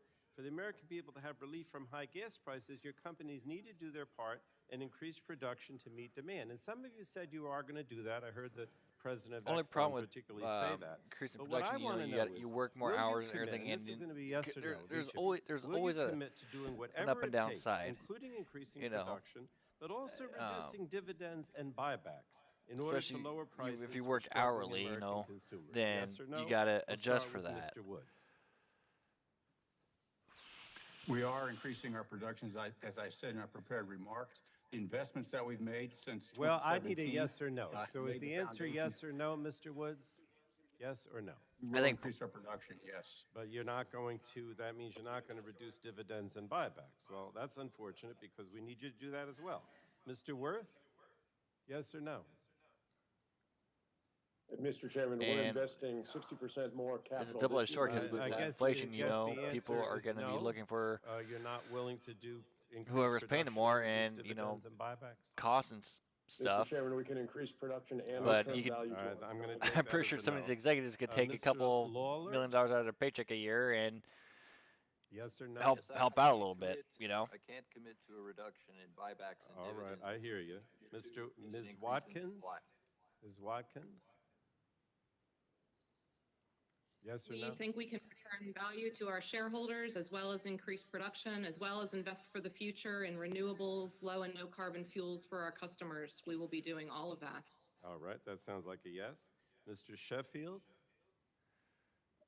We are increasing production, and the answer is no on dividends. All right, that's an honest answer. Mr. Moncrief? Yes, we'll see production increases over time, and the answer is no on dividends and share purchases. Well, I appreciate that. Now, of course, it's unfortunate that many of you are saying you're not going to address the increased buybacks And I highly more recommend dividends to your you guys looking shareholders up look because up I what think that's should be part BlackRock of what you do. and But Vanguard in is. any I case, still gotta look at what appreciate your Vanguard is. I responses. don't Thank you, exactly Madam know, Chair. but I know BlackRock Thank you, they gentlemen. buy Chair now up a lot of recognizes real estate. Mrs. Rogers for 5 Um, minutes. Thank you, Madam Chair. I'd like They to buy up a focus lot of on real energy estate and they security. move into The number one thing that we can do to they lower build stuff gasoline and prices put is people in rental increase homes, which is what they domestic production want. of Which oil. I'm in It's a really that rental right simple. now because you know the Unfortunately, housing Biden market is just so administration has done the opposite and frickin' declared bad. war on American energy. Under President Biden's leadership, American oil production has declined by 1.5 million barrels per day. Permits for pipelines and other important energy infrastructure has been delayed or revoked outright. And the administration is pressuring banks to stop lending for fossil fuel projects. As a result, gas prices are the most expensive in U.S. history. General McMaster, can you explain why American energy is vital in the competition between the free world and authoritarian powers like Russia and China? Thank you. It's absolutely vital because really what Russia endeavored to do was to gain coercive power over the global economy and over Europe's economy in particular. And we all witnessed how they've used that coercive power over many, many years, not just in connection with the renewed invasion of Ukraine, which began in February. The only way to break that grip on the global economy and the coercive power over Europe's economy, Germany's economy in particular, is with alternative sources.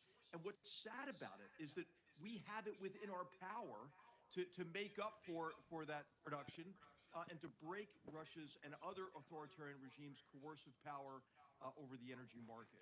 So this is one of the tremendous opportunity, I think, to advance the interests of the United States and the free world. Thank you. What signal does it send to our allies when the Biden administration says no to a pipeline from Canada and yes to oil from OPEC, Russia, Iran, and Venezuela? Well, I'll tell you, it really makes no sense at all.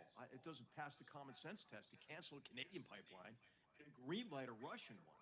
And then, of course, it doesn't make any sense either to put all these obstacles in place for permitting and that would allow us to increase our production and our exports, and then to supplicate to the Venezuelans and the Iranians to get them to increase their production and exports. So I think it really is past time for us to do what makes sense. And of course, this is consistent as well with the effort on climate and CO2 reductions, because our production, transport, our export is greener. And of course, without our supplies, what's happening is the world is ramping up coal consumption and coal burning, which is the worst thing for the environment. So it's time to rationalize our policies, increase U.S. production, and increase U.S. exports. Thank you, General McMaster. I'm concerned that part of the reason gasoline prices are so high is because the Democrats ultimately are opposed to domestic drilling and hydraulic fracturing. They would rather let OPEC, Russia, Iran, and Venezuela produce the energy to meet our needs. Is it true that Russia promoted and funded anti-fracking propaganda in Europe and the United States? Absolutely. The evidence is overwhelming. In fact, there have been hearings on this topic back in 2014 in the House that pulled the curtain back on quite a bit of it, and there's been some very good investigative journalism as well.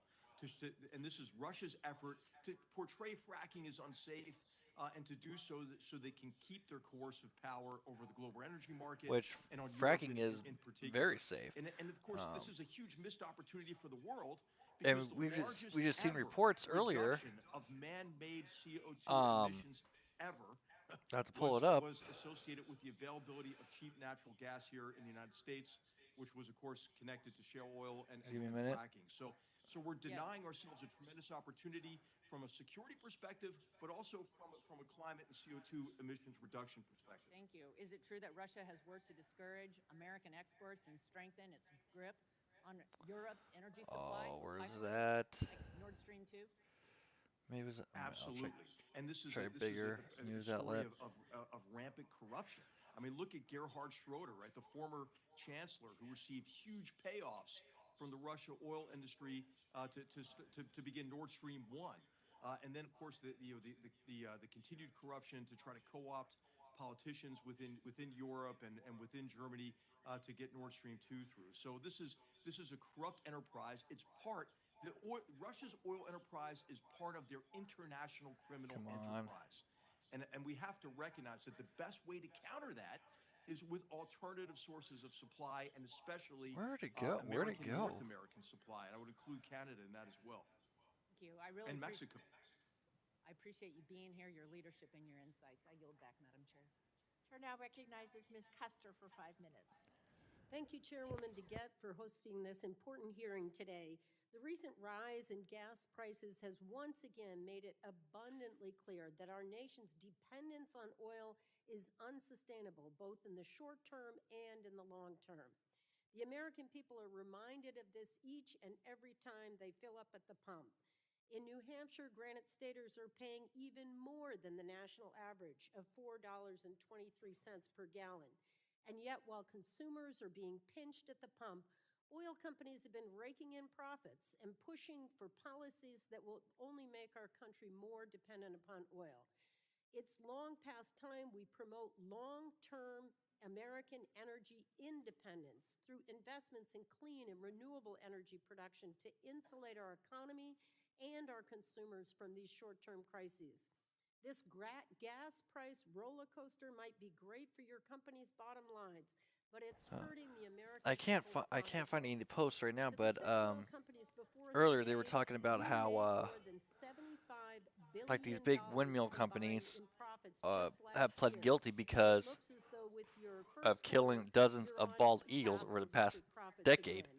Now, to address your comments earlier, we understand you did lose And money it's during the literally the pandemic. poorest Most source of Americans energy we did. could have. Everyone had a tough 2020, Let's look including at best renewable energy businesses and the source. I'm not canceling 60,000 out that workers that one. the oil industry laid off last year. But the facts are that oil majors testifying here today still returned billions of dollars to your shareholders in 2020 at the same time that you were laying Best off renewable your energy sources. workforce. So please, don't use 2020 as an excuse for gouging the American people today. In fact, other than in 2020, Nuclear all technology, four of the wind, oil solar, majors testifying geothermal today energy, made billions of dollars every year between electricity, 2017 and 2021. hydropower, So one bad biomass, year nuclear does not energy, excuse the practice of ripping off American biofuel. consumers. Yeah. Now, I'd like to focus in on the four oil majors testifying today to identify how much money your company spent in 2021 on stock buybacks and dividends, Let's and get how best much sources your of companies energy. plan to spend during this year of record profits on the clean energy investments that several of you mentioned during your testimony. And just the numbers will do. I hate You know Google. that our I should time not is use short. Google. Mr. Woods, how much money did Exxon spend on stock buybacks and dividends in 2021? And how much do you plan to spend on 2022 on low carbon technologies? We did not buy back any stock in 2021. uh, Our dividends were roughly capacity $15 factor by billion. Half of our energy stock source are in owned by 2020. Nuclear average energy number American one, families. It was an important income 92.5%. stream for them Geothermal in the depths of 74. the pandemic Natural and during gas the 56. toughest So would you be Hydropower committed surprised that 41. the Coal public 40. record shows Wind 35.4. And my $14.9 one of my billion personal in favorites, stock buybacks solar and at dividends? Would that number surprise 24.9. you? We'll round it up and say 25. That is the $15 billion But come in on, dividends people. that I mentioned. I thought you just told me you did not No spend buybacks. any. On buybacks. We had no buybacks. We had $15 billion in $15 billion dividends, which goes in to, dividends, and how much on low carbon investments? we're ramping up our low carbon solutions business and have a commitment of $15 billion through 2025 to invest And how in much last year technologies when that you were reduce paying the emissions. $15 in dividend, 15 billion in dividends? I With the think it's number important to recognize the 2.5 dividends that billion? we pay are critical income to people, and during this difficult Right, I'm economic just trying times, to our compare. dividends I are relied understand on that, for but income. 15 billion in stock dividends and 2.5 billion in low carbon investments, does that sound about right? That sounds about right, but you Okay, recognize we are Mr. growing our Worth, low carbon the same solutions question for you business. on Chevron. How much in stock buybacks or dividends and how much in low carbon investments? Congressman, in 2021, we paid out roughly $10 billion in dividends. We bought back around $1.4 billion in stock. And this year, we expect to spend between $4 and $5 billion on low carbon energy. Thank you, Mr. Worth. Mr. Lawler, how much did you spend in stock buybacks and dividends and how much in low carbon investments? Yes, Congresswoman, we spent about $4.5 billion in dividends and about $4.1 billion on buybacks. We spent several $billion on low carbon energy, ramping to $3 to $4 billion and by 2025. Okay, and then we'll Ms. be at Watkins $5 at billion Shell, my time is almost 2030. up. How much in stock buybacks and dividends and how much in low carbon investments? In 2021, we spent about 6.3 billion on dividends and about 2.8 billion on share buybacks. And we, on our renewable energy, we spent about 2 to 3 billion last year, and even more on low carbon fuels and investments in low carbon fuels. Okay, my time is up and I yield thank the back. gentlelady. Mr. Burgess, you're now recognized for 5 minutes. I thank the chair. I thank our witnesses for being here. I do wish you were here in person, but unfortunately we don't do things that way anymore. Mr. Woods, I just have to ask you, who are the shareholders? Are any part of those shareholders retired teachers in Texas whose pension plans may invest in your stock? Absolutely. A very large proportion of the people who own our stock look for our dividends as a source of income. One of the reasons why we walked such a fine line in 2020 during the pandemic was maintain those dividends, recognizing the important role they play in retirees and the average American family.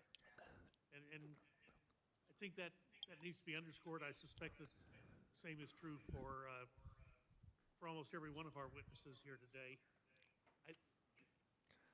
To encourage production, and my thesis is that the federal regulatory burden has increased over the last 15 months. We saw what I highly regulatory recommend everyone reduction did in the read this previous book administration and led us to a and look into it.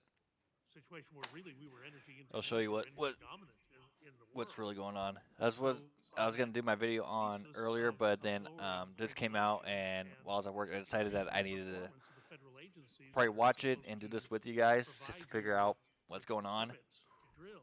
But I had no idea that a I'm lot of these executives concerned because are at the federal agency in level, bed we've got a ton of people who with this haven't yet guy, returned Klaus to work. Schwab. They're still working from home, Oh, and I can't help but feel that look him up impacts for you guys. your ability to get an answer from a federal Come agency on. in a timely fashion. So for that reason, I introduced a bill that will withhold any future unallocated COVID funding from the Department of Interior until they return to work to address your permitting problems. I've also introduced a bill that would immediately restart all oil and gas leasing permitting on federal land and prohibit the president from delaying the issuance of future oil and gas leases, permits, approvals, or authorizations on federal land authorization. This administration needs to get So back he to is, work. Klaus Schwab They is need to the rescind founder their of the World Economic anti-energy Forum. executive orders and ramp up production here in America. We cannot forget in September of 2019, in an unguarded moment, then former Vice President Joe Biden promised a young voter, I guarantee you, we will end fossil fuels. So, Mr. Woods, let me ask you, the Biden administration has claimed that the oil and gas industry is sitting on more than 12 million acres of non-producing federal land with 9,000 unused but already approved permits for production. So can we go through this? Just talk to us a little bit about how you obtain a federal lease. Oh. I would tell you today, Congressman, we have about 2,000 leases on federal lands, and all but about 1% of those are producing oil or gas. So after you get approved for federal lease, can you immediately start to drill? It is a fairly complicated process that requires understanding, one, what's on the lease, developing plans to produce that, the discoveries that you have on the lease, putting gathering systems in, getting permits for that, infrastructure to move product to oil. So it is a fairly complex, interdependent system of permits and investments across from the drill well all the way to the market. It's a fairly complicated and long process, particularly with delays in the regulatory process. Yeah, and I appreciate that, and it almost seems like the administration is being disingenuous when they accuse you of not performing on these leases. It is a complex and complicated process precisely because we make it a complex and complicated process. Let me just ask you again, Mr. Woods, do you think Congress could play a role in providing greater clarification of Department of Interior's leasing and permitting procedures to avoid potential litigation? I think increased clarity, increased certainty, increased predictability, more efficient and effective permitting processes and regulatory processes would benefit the industry significantly. Thank you. And I've got a ton more questions I'm going to submit to all of you for the record, but Mr. McMaster, let me just ask you, we've seen now the releases from the Strategic Petroleum Reserve in a non-emergent situation. We hear over and over again that energy security is national security. Are we putting our national security at risk with these releases from the SPR? You know, I don't know what the extent of the risk is, but there is risk associated with it. I think it's going to be important to replenish those reserves. He is part of the World Economic Forum. When prices are lower. Jesus but, Christ. I do think that this is obviously a short-term measure for what is really a long-term, what I would characterize as an opportunity to increase U.S. production in a way that satisfies the global market and, again, reduces the coercive power of authoritarian regimes. Thank you. Thank you for your testimony, Dave. Thank you for your written testimony. Chair now recognizes Ms. Rice for 5 minutes. Thank you, Madam Chairwoman. And I'd just like to make note of the reference that was made before to the credibility of Russian propaganda when it comes to energy issues. I just wish that more of my colleagues could give that same credibility to Russian propaganda when it comes to impacting our elections and the future of our democracy. This is crazy. More of them will go in that direction. Mr. McMaster, oh, now I'm blurry. I'd like to direct my questions to you. We've all talked about Putin's unprovoked invasion of Ukraine and how it has sent global markets into disarray, caused unspeakable tragedy for the citizens of Ukraine. Gas prices have spiked partly in response to this latest global crisis. But we have been here before during the Arab oil embargo, the Iranian Revolution, the Gulf War, the Iraq War, and on and on. Sorry. I don't know why my all of a sudden my camera's going blurry on me. Saudi Arabia are going to continue to have leverage. They're probably hacking into my stuff right now. Like, oh, you cannot do that to us. You cannot do that to the World Economic Forum. You cannot expose us like that. As a peasant. U.S. reliance on fossil fuels, particularly foreign oil imports, as a matter of national energy security? Congresswoman Rice, thank you so much for the opportunity to be with all of you and to answer that question. Of course, I think it's immensely important to reduce the coercive power of hostile regimes over us in the area of fossil fuels, but also in connection with all energy sources. One of my concerns is that in our race to renewables, which we have to do with undiminished vigor, we risk actually transitioning from dependence on oil in the Middle East in the 1970s or on Russian oils we're seeing today, on supply chains that are But captured by the we're Chinese not, in our connection with economy is not renewables. ready just So when we put into place for a that yet. sensible energy We're not policy, ready I to think it be involves um, increasing U.S. production, increasing U.S. for exports, oil and and gas then to end. also making our supply We chains still need that much stuff. more resilient, especially those in connection Probably about with wind and solar and all of the 90%, upstream over components 90% of the cars and and Couldn't vehicles. agree I with would you say more, probably General McMaster. And in fact, the Department of 98% Defense, just for of our example, vehicles has are recognized the powered security by implications of oil. relying so much on petroleum and has invested heavily, as you know, in biofuels and renewables for military And it was purposes. just Can you an article just explain came out, why, I and I think say you yesterday, because of your past experience, can you about explain why the U.S. military has looked for ways to um, reduce its reliance on products derived looking from into the crude fact oil and about increase the how potential for alternative they're fuel looking sources? into. well, I think the military criteria Let me see if I can pull up the article. has to I just always saw be it, so I know it's military here. effectiveness. And so what's important, I think, is to ensure that, as you can see with the Russian offensive, that logistically you can sustain Watch forces. now, it And won't what's be here. critical for energy, for the military, I is talk to about it ensure when it freedom of won't show up movement and because they action know. at the end of extended and contested supply lines in Do you agree austere with, environments. And so that should be a range of energy capabilities, do you agree including, with the I should Department of say, Defense? batteries, which of course is another vulnerable supply chain, Yes, Congresswoman. but you agree with the Department of Defense going in that direction, don't Here, you? U.S. If safety it increases freedom regulators of have movement opened and an action, investigation into and here's electric what, and it hybrid shouldn't be vehicle done batteries after for 5 any other purpose other automakers than issued military recalls for effectiveness. defects that could cause I, fires well, or I stalling. would agree with you, and I thank you for pointing that out. In your testimony, you talk about the need to develop our domestic manufacturing capacity for renewable energy hardware and equipment, as you were just talking about. You state that it is vital to act on the Biden administration's 100-day supply chain review report and onshore renewables manufacturing. I agree with you, and that's why I supported the There we go. bipartisan There we go. infrastructure Am law, I good? and that is why President Biden invoked the Defense Production Act to All encourage right, there we domestic go. We're back production up. of battery materials. Thanks to the Biden administration, we'll also Oh see man, break this is good. This is ground good on stuff, guys. wind This is farms great off the stuff. coast of Long Island, and you Fuck, mentioned I'll it drink to before. that. That will power as many as 2 million homes.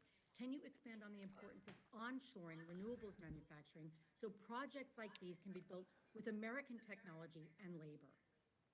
Congresswoman, it is so important to do this because China is in a race to get a lock on these critical supply chains. Everything I'll from probably the rare stream earths for and the another minerals half that go into hour or the so. manufacturing process, Then as well as the separation from ore and the refinement of those materials. We don't have the capacity I'll anymore probably in get the off and go United to bed. States. The one U.S. mining company for rare earths is 10% owned by the Chinese. How could that make any sense? So we are really very far behind in securing the upstream components to renewable energy as well as the manufacturing. God, I wish I could find and that's out going to take, where I think, that an I element saw of that economic Chinese. statecraft, some significant investment, because as I mentioned in my statement for the record, we've just been complacent for too long. And we risk, again, trading energy dependence of one form for energy dependence of a new form and doing it to the Chinese Communist Party. General, thank you so much, and thank you to all the witnesses, and I yield back. I thank the gentlelady. Chair now recognizes Mr. McKinley for 5 minutes. Thank you, Madam Chairman. Surely this committee recognizes that the gas prices are set at the global market and are markedly influenced by domestic regulations. So let's just take a step back. According to the Energy Information Administration, gas prices historically tend to increase dramatically under Democrat presidents imposing more regulations, and have even decreased under Republican presidents. Gas prices have actually dropped 52% under President Reagan. So since our goal was to lower gas prices at the pump for Americans, we must stop over-regulating. Listen to what the panelists have been saying to us all day today. To reduce prices, we must allow increases to production and supply. So Madam Chairman, high gas prices seem to be responding to the increased regulations that have been imposed. this administration has already been waging its own war on fossil fuels by issuing a federal leasing moratorium, slowing down the permitting process. Companies have sought 22,000 permits for drilling, but only 9,000 have been approved. They're weaponizing the Federal Reserve and the SEC, and they're canceling the Keystone Pipeline. Here it is. and Hong threatening Kong others like Exchanges Line and 5, Clearing is the part Atlantic of the Coast World Pipeline, Economic Code Access Forum. Pipeline, Mountain Valley Pipeline. No wonder the market is nervous and prices have increased. Remember, our goal is to lower gas prices at the pump for Americans. Increasing regulations will produce the opposite effect. So, Mr. McMaster, yesterday the Wall Street Journal reported that the Biden administration is seeking to increase oil imports from Canada. Really? Didn't he just cancel the permit for the Keystone Pipeline that have imported 830,000 barrels of crude oil per day from Canada? And Canada's network of pipelines are already running at full capacity. So we'll have to import by rail, which, according to analysts, is more expensive. So my question to you, Ms. McMaster, will energy prices go down if we rely on rail to transport crude oil?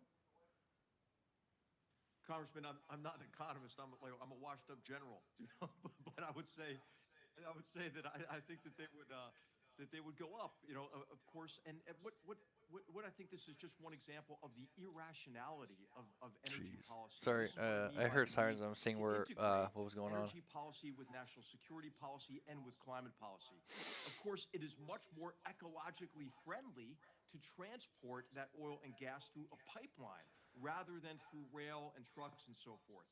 So this is just one of many, many examples in which energy policies and decisions run counter to what our overall goals and objectives General, are. if I could ask, I've got two more quick questions to you. One is, the Atlantic Coast and the Mountain Valley pipelines, if they had been completed, would that have made energy costs in America more likely to have decreased? Yes, and also just made the supply much more secure and accessible. Okay. And then the third question, in your testimony, you said that it makes no sense to cancel the Keystone XL while greenlighting Nord Stream 2. Could you explain a little bit more on that? Well, what happened is, we denied Canada access to our market, and of course, what's Canada going to do? They're going to have to sell oil elsewhere, maybe to China, for example, which would give China maybe more power over Canada's economy.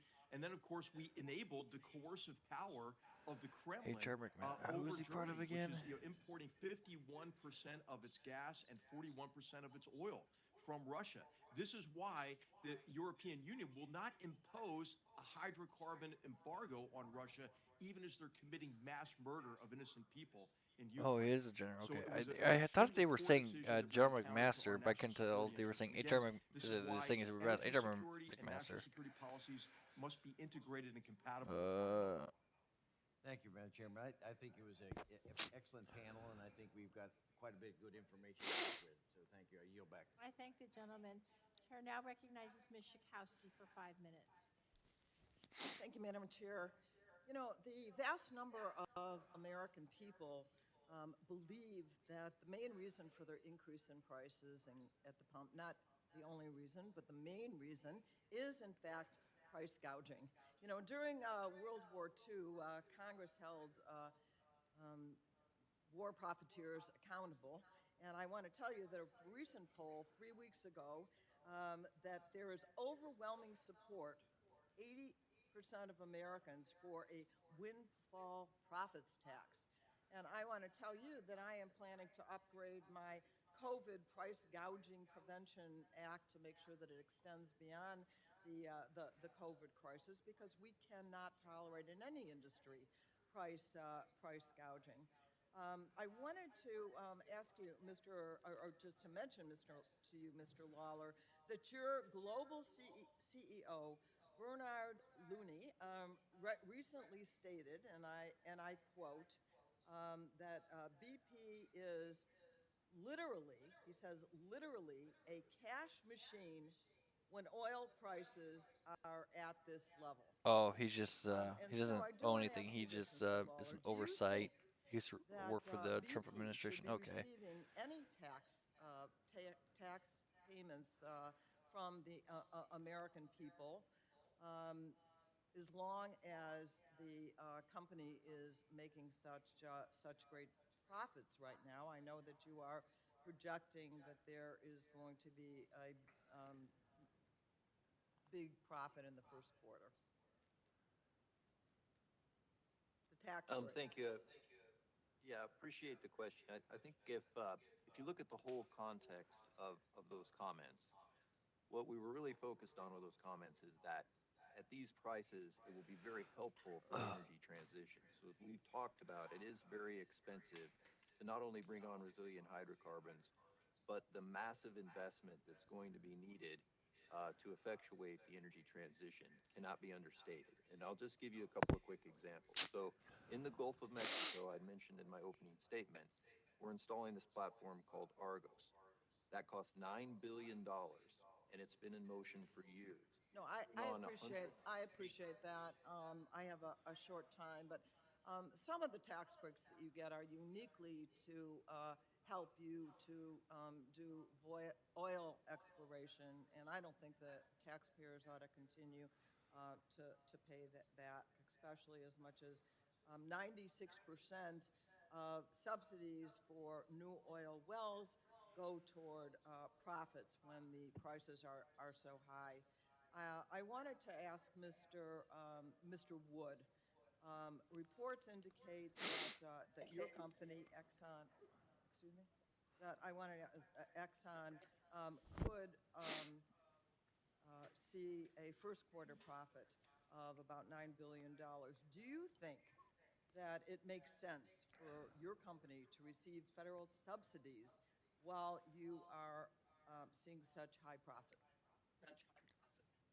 So I would put our first quarter profit in the context of a much longer time horizon, which is the time horizon we make investments over. If you look across the industry as a whole, and our company specifically across that time horizon, the return that we generate for the capital that we have to invest is fairly average versus the rest of industry. We have the cycle highs and the cycle lows, and it's important to look across those. As I mentioned, in 2020, our company lost $22 billion. And so we rode through that, continuing to make investments. In that year, we lost $22 billion. We made $20 billion of capital investments to make sure that the supply If I could, just because I have such a short time, you know, lots of companies, especially during the pandemic, lost money. But we do, as American taxpayers, pay subsidies to the oil and gas industry. And in some cases, the kinds of tax breaks that really are not available to other corporations. Do you think that you should be treated separately and get the kind of tax breaks that you're getting now, even when the profits are high? I think, and what we advocate for is a level playing field. We're a global industry, a global business that competes globally, and having a tax regime that is competitive with international competitors is important. But a level playing field is our approach and what we advocate for. Don't look for special carve-outs, level playing field. Okay, but you get special carve-outs, and I'll yield back. Chair now recognizes Mr. Long for 5 minutes. Thank you, Madam Chair, and I have a question for the chairwoman. I know the other day we had witnesses here at the table for another hearing in here, and then one of my colleagues said that we don't do things that way anymore. Were the witnesses invited today or told to stay away? Was that their decision to not be here, or was that our decision? In fact, Mr. Long, I encouraged the witnesses to come in person. I wanted them here in person. The witnesses opted themselves to testify remotely. That was their decision. Was that a group? I mean, each one of them decided individually not to be here? That is my understanding. I wanted them here at the table. If any of you disagree with that, let me know, but I would. Well, you know what? You can ask the witnesses. That's what I am. I'm trying to. Yeah, Ask I'm them. sorry. Yeah, but if any of you want to I wish they would have chime been in right on here. that, why you are not here, because, you know, I always like to look people in the eye, and it's kind of tough to do it through a computer screen or whatever we call that thing up there on the wall. Yeah, and this is a problem with our education system now. They want everything to be done over computer. They don't want kids in schools at all. They want them After remotely, events, not teachers could sit events here where today, exactly but I'm sitting. anticipation of future events. They could now be wearing pants. You wouldn't even know unless Yeah, they it's stood all up. based on So the hopefully, world supply, demand, also it's a stupid predictions time. That of what holy may shit, happen that in guy the looks future. orange. That's correct. Okay, thank you. Because I remember very well that President Okay, Biden I usually campaigned don't on do the this, fact but that he was going to pretty uh, much decimate energy production in this country. And this committee right here going to a future event that the oil markets movements today. Yeah, it's all what may happen. oh my god. And y'all call Trump orange. This dude is orange as fuck. That's correct. Sorry. Okay. All right, let's go back. I was on the energy subcommittee, and we worked long and hard to get LNG to where we could export LNG. We had to Oh, fight till we I would would be able to fire do his that, and we did lighting that guy pretty if that's successfully for a while. So not how he like actually people saying, looks. who are you kidding when you Jesus sitting Christ, here, that guy. Oh, sitting here talking about price gouging and things like that. And we have a president of the United States that campaigned on the fact that he was going to do everything he could to decimate energy production in this country.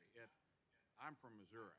You got to show me. And this hearing today doesn't make a lot of sense to me. Mr. Sheffield, I'll go with another question for you. I'm mindful of the impact that is that very higher true. gas You know, prices have on Americans. Policies that that hinder was one growth of in the energy Biden's industry campaign certainly promises. He was impact going to prices Americans diminish pay for that the energy to run everything small businesses, oil heat their companies homes, to nothing. fill their gas tanks, and it means less money to pay for groceries and other essentials, which, oh, by the way, are up quite a bit. Tires are up 30 to 40% if you need a set of tires today. Under the Biden administration, inflation has hit the highest point in 40 years. Unfortunately, experts suggest it's only going to get worse no matter how much President Biden tries to pass the blame. A key component of the Consumer Price Index is gas prices, which have been rising since day one of the Biden administration. And actually, that's True. not true. They started rising on November 3rd or 4th, the day, I think November 3 was the day he got elected. And in anticipation, like I mentioned earlier, Oh, of he future elected. events, knowing he was going to be president, knowing he'd campaign on killing energy production in Most this secure country, election in they our went up the next day. history. And the next week, they were up like, if I remember right, like 20% on crude. A key component of the Consumer Price Index is gas prices, which have risen since day one of the Biden administration. Like I said, I read that twice in case you didn't get it the first time. Oil is priced on future markets, and future for American oil and gas development doesn't look so bright under the Biden energy agenda. Can you elaborate on how inflation affects your industry, Mr. Sheffield?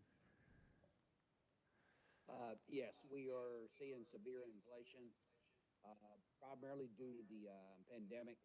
We're seeing severe supply God. constraints, and I testified Was he already in always my was he testimony always this orange? that we're Like lacking a lot seriously? of equipment.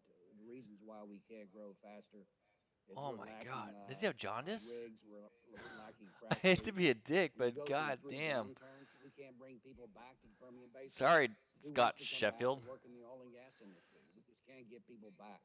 So we are seeing That's severe got because inflation. look It's at up it. I mean, significantly, his and we'll continue to shirt, see his severe shirt inflation over the next several years. Okay, and I got a quick is question white. for General McMaster. What steps should I mean, it's a we look a little bit darker. be taking to increase energy production here in the United States to lower energy costs and make us once again energy independent as we were on January 20th until 11:59 in the morning of 2021? I think streamlining the permitting process and removing bureaucratic obstacles. Did you I notice think that guy is has the a number Pinocchio one impediment. pen And right here? I'd like to hear from the other members. I think who could speak more authoritatively about this. But I am aware of a number of actions, for example, that are just sitting at the Department of Energy with all of the environmental impact work done and are just waiting signatures. So I think it's important to remove rather than put more obstacles in place, which has been a tendency to be able to tap into the tremendous power associated with American energy. Okay, thank you, and thank you all for not being here today. I think that's what I mean. I yield back. Thank you. Mr. Long, just for your information, in the interim, I checked with staff, and in fact, all of the witnesses for today were invited to appear in person, but they all opted. It was their decision not to come in person today. Thank you for inviting them, and I'm very, very sorry they made that decision. I am too.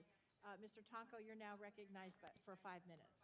Thank you, Madam Chair. Before you start, Mike Clark, I just want to correct something that my friend and colleague, Ranking Member Rogers, said. Here are the facts. According to the Nonpartisan Energy Information Administration, domestic oil production was only 9.8 million barrels per day during President Biden's first full month in office. Since then, production has grown to 11.4 million barrels per day. That means oil production has gone up almost 2 million barrels per day since President Biden took office. So it is patently false to say that oil production has decreased under President Biden. The oil industry has a notorious track record of investing in countries run by petrodictators, including Russia. According to recent reporting, Shell, Exxon, and BP are among 9 American and European companies that have paid more than $15.8 billion in taxes and fees to Russia after it annexed Crimea in 2014. Those projects have helped to fund Putin's war chest and provide Russia with the operational and technical energy expertise that gives it leverage on the global stage.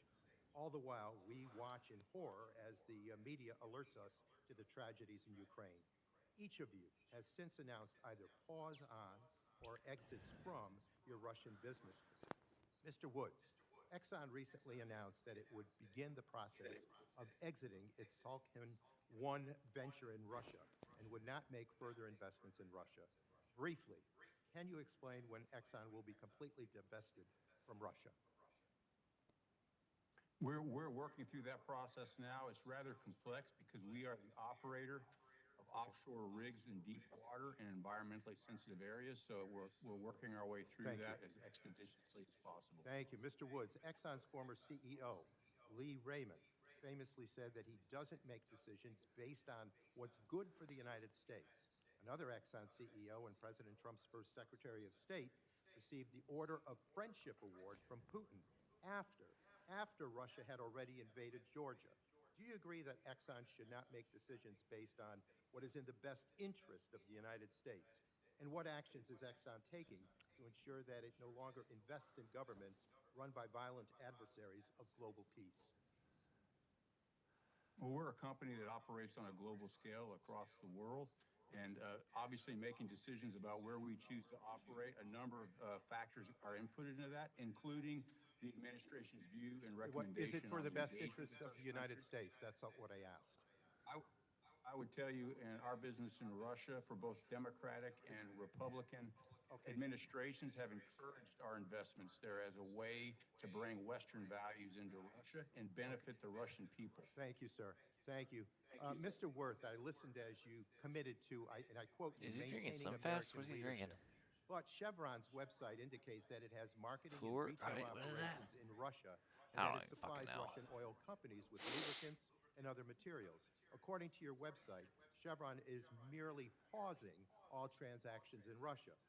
Question, will you make a commitment that Chevron will not simply suspend, but terminate all operations in Russia and that it will no longer supply Russian oil companies with the lubricants and materials that help Russia fill its coffers? Yes or no?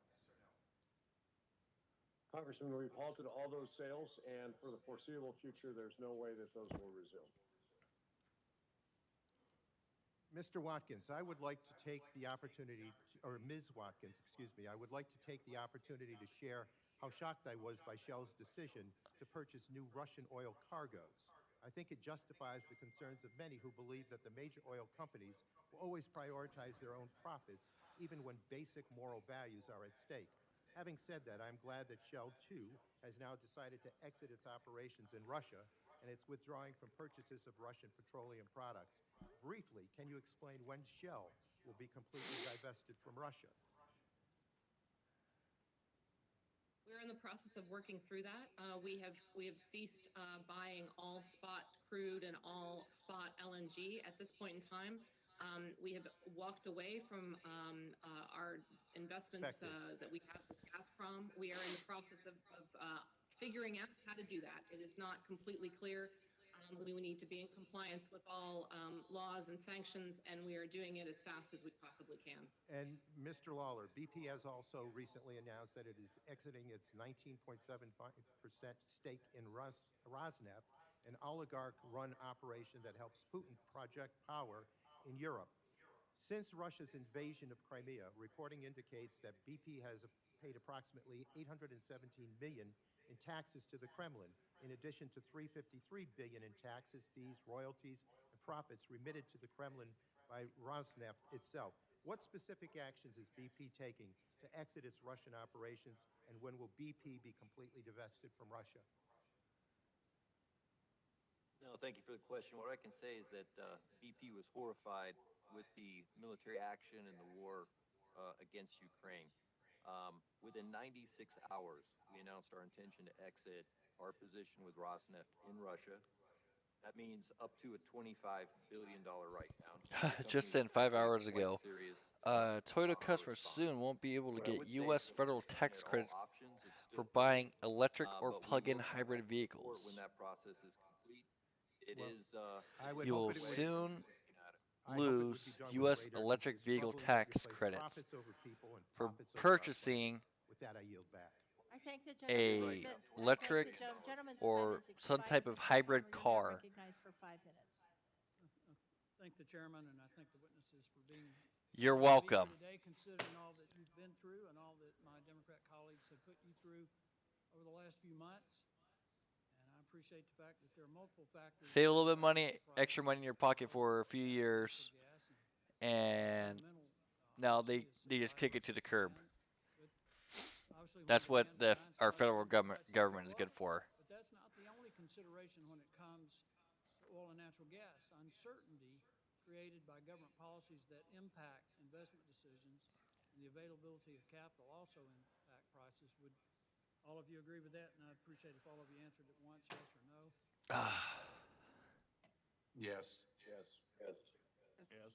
What is happening here today and what happened last fall when your companies were attacked by my Democrat colleagues on the Oversight Committee will continue to impact oil and gas industry decisions and prices because it creates more uncertainty in terms of capital. Yeah, because Biden said it himself that he wanted to destroy oil refineries and everything. He wants us to go to complete 100% electric. And they opened up the Strategic Petroleum Reserve to increase supply, but they attacked you last fall for producing too much oil. And I guarantee they're only putting this show on right now is because midterms are coming up and they're trying to show, the Democrats are trying to show their constituents that they're trying to get the price of gas lowered, when in reality they're not. They want to push this Green New Deal agenda on you guys. It's not that hard to figure out. Just go back and watch the debate between Trump and Biden. Biden said it himself. He's going to take down the Keystone Pipeline. He wants to get involved in the Green New Deal. He wants us to have zero emissions and everything. He said all of that when he was running for president. He was going to ban fracking. He was going to do all that. And everyone was all gung ho for it until they saw their gas prices go up and they're like, oh, fuck, we made a mistake. We actually don't want this. We knew it was coming. We told you. Even Trump said it, that your gas prices are gonna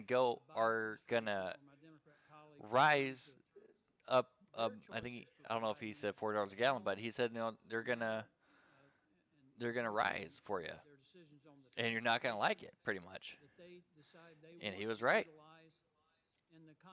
And that's why, when my video's done, you see the thumbnail. That's why I have these stickers, and I post them up on every single goddamn gas pump I go to, because it's fucking true.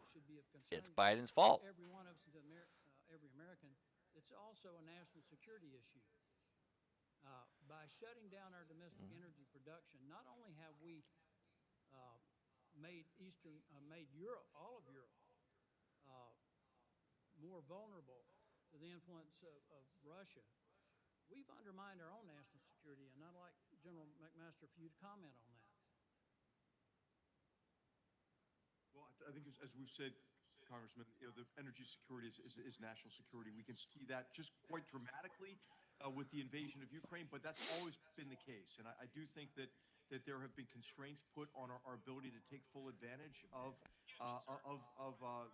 the great the resources we have in this country to not only satisfy the global market in a way that's cleaner, but also in a way that breaks the grip of these authoritarian regimes. And I would like to see maybe now put into place Oh, an I finally energy found it. policy that is connected What I was talking to our about national earlier. security strategy. Uh, And I think it's so almost time to do y'all that, know I live in Washington, so I follow all the Washington news. So Seattle Times: a wind energy company has been sentenced to probation in order to pay more than 8 million in fines and restitution for killing at least 150 eagles. I think it's like over a dozen. So I'm changing that right now. Sorry, admonish me. 150 eagles over the past decade. And why is it freaking blurry again? Jesus Christ. Point out again to the American people, I hope that are paying attention to this, the inconsistency and the hypocrisy of these hearings. What's happening here today is going to impact every There we American go. family. It's going to impact jobs, not only in your industry, but other Whoa, jobs. whoa, whoa, whoa. And it is going to undermine the prosperity and economic future of this country. Madam Chairman, I yield back. I thank the gentleman. Now I'm pleased to recognize Mr. Ruiz for 5 minutes. Thank you, Chair, for holding this hearing on a critical issue on the top of my mind and my constituents' mind. Okay. In my district Let's last go ahead and see week, if I I can saw open prices it. between Now with Seattle Times, you $5.49 somebody get and subscribe to them and everything. $6.40 a gallon. Put this down a These little bit prices lower. are outrageous, Yep. and my You reach your constituents limit are of free struggling at the pump articles. and struggling to make ends Wish I meet. could read it. I hear from constituents who tell me how the outrageous gas prices are putting everything out of reach. They tell me that they're struggling to afford the gas just to go to work. I'm curious. Guy in At your California, salaries, because of do your any of fucking you have idiotic trouble affording Democratic the Governor gas to get Newsom. to your job? That's why, because you're all your fucking I didn't think so. tax And hikes, as you this fucking graph hypocrite. behind me, based on research, shows, while American families are struggling with high gas prices, you and your big oil corporations are making record profits choosing to keep supply low instead of investing oil in production. In the 9,000 unused permits, you choose to make more profits for shareholders. They can't use the permits During because this of the Russian fucking war, Biden you are administration. That's ripping the why. American people off, and it must end. Gas prices need to go down. And while the rest of America is trying to make this happen, you all are trying to increase your record profits. And gas prices cannot continue to be dependent on the whims of autocrats like Putin. Gee, Weaponize and I wonder oil who. against So us. the national A gas solution average for is now and what, in the future is $4.12. transitioning to a They're clean paying energy almost future 8 gallons. where we aren't dependent on oil. $8 a We gallon. must expand our Almost use of $8 a gallon. affordable electric vehicles with batteries that are made in America with Coincidence? American I don't think so. materials. Right now, Let's go, we're Brandon. sitting on the Yeah. 5th largest Fuck lithium you guys. deposit in the world, big enough to power our clean energy future and meet our battery manufacturing needs right here at Jesus home Christ. in Southern You know, California in my district. Dragon, I don't know in the what the Salton deal is Sea. with these people. What's unique is that this lithium is extracted from the brine from geothermal energy production. A clean energy future will break us free from our dependence on oil. It'll ensure we won't have to worry about outrageous gas prices like we're seeing now.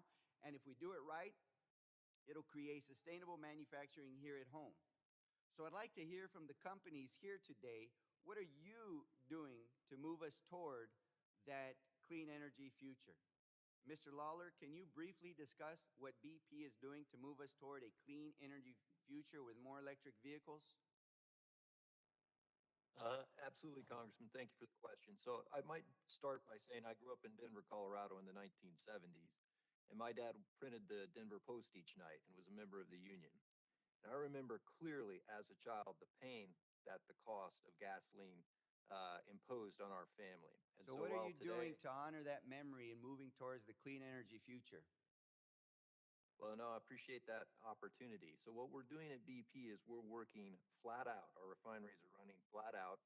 We are bringing 140,000 barrels of crude oil to the market this year, in the second half of this year.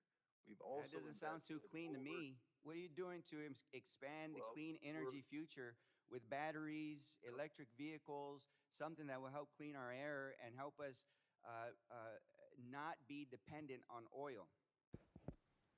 No, absolutely. So again, we're making the transition investments that are needed. Oh, As I did mentioned, we're going did to you take your install hybrid car all the way 4.5 over gigawatts of power from offshore in California to Massachusetts Washington and New York. D.C.? I didn't We'll think be so. rapidly expanding the number of EV Fucking charging hypocrites! I stations swear, in the they're states. they're We do literally have all a 50/50 hypocrites. partnership with Entire Lightsource Democratic bp Party. It's that's bringing in ridiculous. numerous large solar farms across the United States in many, many places. And we just bought a company called 7X, and we'll be installing a significant number of solar fields in the mid-continent region of the United States. And we will be spending $5 billion a year by the end of the decade. So BP is in action. We have real things that are happening Thank you now. for that. Thank you for that. I want to ask Ms. Watkins the same question. What investments is Shell making to develop and improve on lithium battery and electric vehicle technology to transition us to a cleaner future?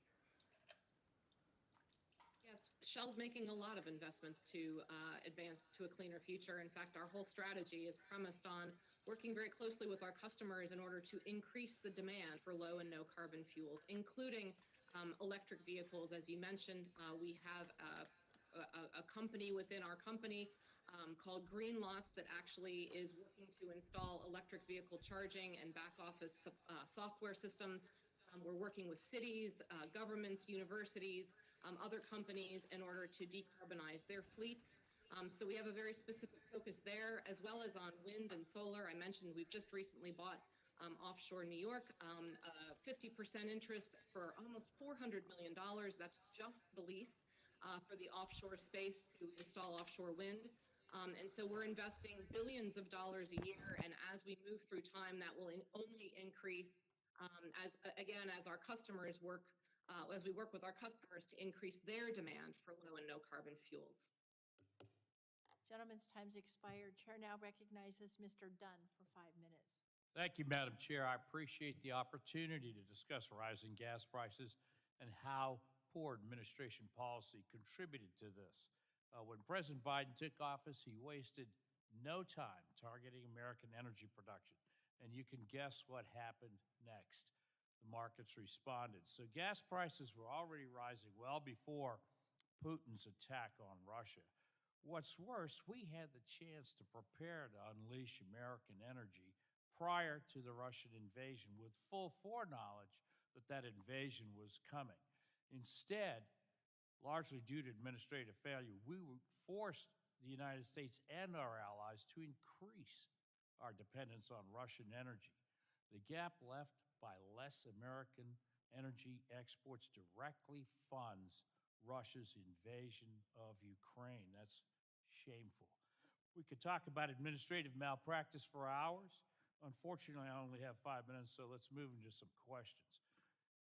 General McMaster, nearly 1 year ago, Russia was massing troops at strategic points all along the Ukraine border, the largest presence of Russian troops since the invasion of Crimea during the Obama-Biden administration. Despite this, the Biden administration continued to push policies that attacked our energy supply and our exports to Europe. General McMaster, do you believe those actions, such as canceling the Keystone Pipeline, emboldened Vladimir Putin? Congressman, I do believe this was an element of Putin's calculus. He believed that we're weak, right? He's looked at our internal divisions. He's looked at policies and actions like the surrender to a jihadist terrorist organization and our disastrous withdrawal from Afghanistan. And I think he also looked at our energy policies and believed, hey, I have coercive power, especially over Europe's economy, and there'll be a muted response that he thought would be kind of similar to the weak response after he first invaded I'm going to Ukraine move on in to Mr. 2014. Sheffield just for a moment. You mentioned in your testimony, Mr. Sheffield, the oil and natural gas we produce proved a geopolitical asset for the United States. Can you list just a few of the federal and state regulatory obstacles that are restricting your production and transportation of oil and gas, American oil and gas? Yes, we need more pipelines, both oil and gas. For instance, use Keystone, for instance. If Keystone would have been built 6, 7 years ago, Canadian production would be up another 1 million barrels a day going to the Gulf Coast refineries. That's an example. You have to make long-term decisions to help the industry. But there's not enough oil and gas pipelines. There's not enough LNG plants. We need LNG plants in the Northeast. We have the largest gas field in the world in the Northeast. It's too expensive to get the gas down to the Gulf Coast. We need to build LNG facilities in the Northeast. Those are examples. Well, I thank you for your clarity on that, Mr. Sheffield. I really do. And I appreciate we'll take that home. Back to General McMaster. General, while the Biden administration continues to push the industry towards developing God, I feel like a classy bitch. energy technologies, the United States is highly reliant on imports of the minerals and the production of the materials that are used in renewable energy technologies. So with the vast majority of those coming from China, I cannot fathom why we want to become more dependent on China for energy. Doesn't this play directly into China's goal of world hegemony? It does. What Xi Jinping wants to do, Chairman Xi wants to create a dual circulation economy in which he is insulated from any kind of financial or economic ramifications for his aggression against his own people and internationally, and he fosters dependence on him, especially in the emerging data-driven global economy and on energy in particular. If you think it's bad for oil and gas infrastructure in the U.S., hey, try to get a mining permit for some of the minerals that are essential to generating, the batteries and the magnets and the renewable energy hardware and equipment. So it's vastly important. I mean, it's 16 to 20 years about to get a mining permit in the United States. So we have a lot of work to do, Congressman, in removing regulatory barriers to become more competitive and to ensure that we don't trade one dependency for another in the form of renewable energy. Well, thank you very much for that clarity, especially as it applies to the mining of all the essential minerals and commodities. That's a that big we need freaking to go Yeti to renewable technology. cup right That there. was an outstanding point in your testimony as well. Jesus. Thank you very much to all the witnesses, and I yield back, Madam Chair. Chair now recognizes the Vice Chair of the subcommittee, Mr. Peters, for 5 minutes. Thank you, Madam Chair. If Mr. Putin loves American division, he probably loves that Republicans are blaming President Biden for low production that happened before he took office, or the inability to get workers in American oil and gas fields. The one thing we should agree on is that the war in Ukraine is exposing interconnections between our energy, security, environment, and our economy. And we should be doing everything we can to alleviate price shocks and support the people of Ukraine against Russian aggression. As we transition to a clean energy economy, we should focus on bolstering our energy security, which the Congressional Budget Office defines as the ability of households, businesses, and government to accommodate disruptions in supply and energy markets. The increase in gas prices across the United States clearly reflects a nation that lacks energy security. One nation, Russia in this case, can cause significant economic pain to Americans due to our dependence on oil. In San Diego, the average price of gasoline reached nearly $6 a gallon in late March, and the most vulnerable San Diegans feel these price increases the hardest. We have to respond with real solutions to provide them relief. I'm grateful for the Biden administration's actions to reduce prices, including releasing oil from the Strategic Petroleum Reserve and working with U.S. companies to replace Russian oil and gas with American energy. And I'm open to ideas to reduce prices in the short term. However, we know that the long-term solution to energy security is diversification and clean energy, more electric vehicles, more hydrogen vehicles, more renewables, and more biofuels. And we can't ignore the climate science. Whatever we do in the short term. Earlier this week, the International Climate science Panel is on such Climate bullshit. Change, Intergovernmental Panel on Climate Change, the IPCC, said that we need to rapidly transition to a clean energy economy, and notably they warned that we have 20 fewer years to cut methane pollution than we previously thought. Instead of by 2050, we now need to cut global methane pollution by 33% by 2030. Mr. Woods, Exxon refers to itself as an energy leader in addressing methane pollution, and you have committed to working with the U.S., European, and other governments to implement the global methane pledge. And as mentioned in my remarks, we have to accelerate emission reductions by 20 years to avoid dangerous warming. In light of the IPCC's findings, should Exxon and other companies testifying today set more aggressive commitments to reducing methane emissions to align with the new scientific findings? Congressman, I think you touched on a very important part that the industry is very focused on. Our work to reduce methane. I know across all the companies that I engage with, we're focused on it. Our company specifically has committed to, by 2030, reducing methane emissions by 70 to 80%. And as we work towards that goal, we're trying to improve upon Do you that. know how to I reduce think, methane? What are some of the specific steps that Exxon should You take? don't to just plant more accelerate methane trees. reduction You cut So down there's a process of those changing out trees that equipment, making are sure that the no process, the longer. operations that we use Turn this down so are y'all can hear sensitive me a to, little bit. events that release methane. Making sure the equipment is of the right Come on. vintage. There's a lot of maintenance and replacement of equipment that drives that. So with trees in the forest, if you get a whole bunch grouped together, they're all fighting to get a drink of water. I think the oil and gas I don't know industry best has way to an explain it. obligation to lead in this space, and I would make the point that I think we are doing that. In fact, I guess if you ever many of played the panel members here today football, are taking you know how they have, you know, a big huge pipe and they put holes in and everything, and everyone's they're getting water, and you're all pretty much fighting for a spot after, you know, going through Hell Week.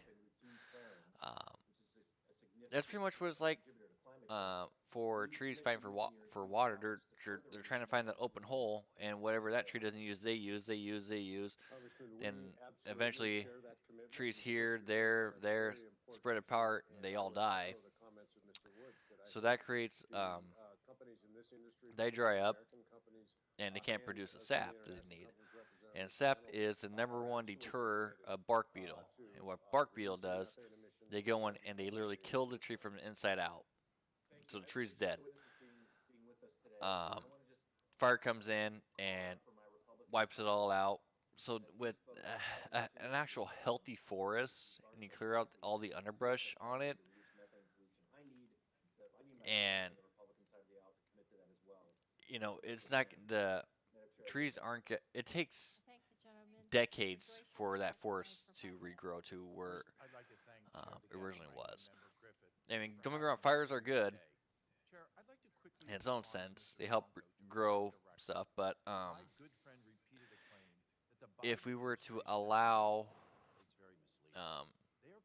these companies to go in there and remove some of these forests so that it's a little bit more sparse, so where these trees can get the adequate water that they need to survive, they would put out so much oxygen into the world. It's not even funny. That's the actual science that they don't want you to know. They want you to believe that cutting down a tree is bad for the environment when it's actually not bad for the environment. It's actually good for the environment. And he stifled U.S. energy production through bureaucratic delays. Clearly, the Biden administration is creating a regulatory environment that is hurting Americans' ability to produce oil and gas domestically. What we've seen in the last several months has been an energy crisis, unfortunately, of our own making. We have finally learned what many of my colleagues and I have been saying repeatedly in this committee, that the only way to guarantee reliable and affordable energy for the American people is to utilize the resources under the feet of my constituents. Instead, the Biden administration has given into environmental groups and left our country beholden to foreign autocrats and oil cartels. This is not what America needs. In my home state of Pennsylvania, we have the resources required to power our nation and get back to energy dominance.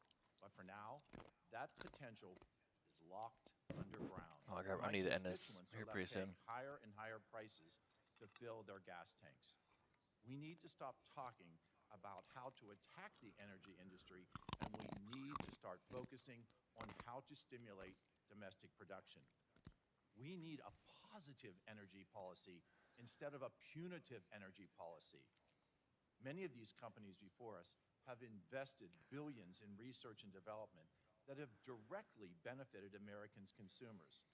Several have made large investments in Pennsylvania that have not only spurred domestic production, but provide thousands of family-sustaining jobs in the communities that I represent. This is the answer on how we bring gas prices down.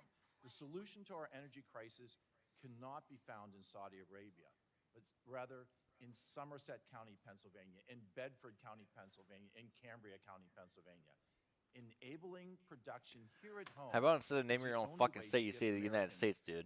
the economic future that they deserve. My first question, a great example in my home state of the type of long-term development that we need is the Shell Pennsylvania Petrochemicals Complex.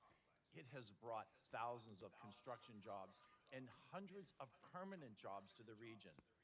I've been to this plant. I stood with the pipe fitters, the electricians, and the plumbers, working Pennsylvanians. Ms. Watkins, can you give us some of the impacts of Shell's investments in Pennsylvania? Yes, thank you, Congressman. This is a huge infrastructure project that we've been investing in for the last few years. In fact, it's the biggest infrastructure project in the country. At its peak, it employed 7,500 construction workers, and we're in the process of commissioning this plant this year. We'll have 600 permanent jobs in Beaver County, Pennsylvania, just outside of Pittsburgh. It's a polyethylene plant that's built on the site of an old zinc smelter. And so we're actually very proud community members and proud that we've been able to go back into a community that industry had left and actually really revitalize that by creating jobs and creating products that will be vital to the energy transition. My time is limited, and I thank you for that vitality that you're infusing into Pennsylvania. Mr. Woods, ExxonMobil is another company that has invested in the shale gas fields of Pennsylvania. At present, a lack of pipeline All right, guys. capacity is hampering our ability to respond to global energy price spikes and support our friends, our allies in Europe. How can the federal government work with this energy sector to ensure the necessary energy infrastructure is there to facilitate the growth that we need? Well, thank you, Congressman. You've touched on a really important part of the equation with respect to building out the U.S. Oil and gas business, which is infrastructure and the ability to take what we produce and get it to market efficiently and effectively. And one of the big challenges we face today is the permitting process for pipelines, and then beyond that, the legal challenges that come from a number of interest groups. And so both of those need to be addressed if we're going to efficiently and effectively build pipelines that connect resources with demand. Madam Chair, my time has expired. I yield. Gentleman's time's expired. Ms. Schreier, you're now recognized for 5 minutes. Thank you, Madam Chair. And thank you to the executives participating in today's hearing. I got to tell you, my constituents are hurting. They are worn down by 2 years of this pandemic. And now, just as they are getting back on their feet, they are being hit with skyrocketing prices at the pump and at the grocery store. Over $100 to fill up a truck, $75 to fill up my car's gas tank. And here's the thing, prices don't have to be this high. You all can make decisions today that will help our constituents tomorrow. Increasing production will meet demand and bring down prices. Frankly, given your profits, you could drop prices without even increasing production. Pre-pandemic, the U.S. produced about 13 million barrels per day. Now we're at 11, and we need you to step up now. And I'll tell you, when I tell my constituents, and they learn that at the same time they're paying these skyrocketing prices at the pump, $5 in my area, your companies are making record profits, they're mad, and they should be. Let me just lay out some numbers in case you think this is hyperbole, comparing 2021 profits with 2019, the last typical year. Exxon, 2019, $14.3 billion. 2021, $23 billion. Chevron, 2.9 up to $15.6 billion. BP, $10 billion up to $12.8 billion. Shell, 16.5 to 20.1. I think most of us would agree that this just doesn't feel fair. It feels like gouging. It even feels like profiteering. And right now, we all have a role to play, a patriotic duty, really, when there is war in Europe and gas prices are high and the American people are hurting, that oil companies should not be sending profits to shareholders. And you all are some of the biggest shareholders. I have introduced a bill to suspend the federal gas tax for the rest of the year. And right now, in the short term, most people think you should be using the money you have to extract more oil, meet demand, and bring down prices to give us, all of us, some relief.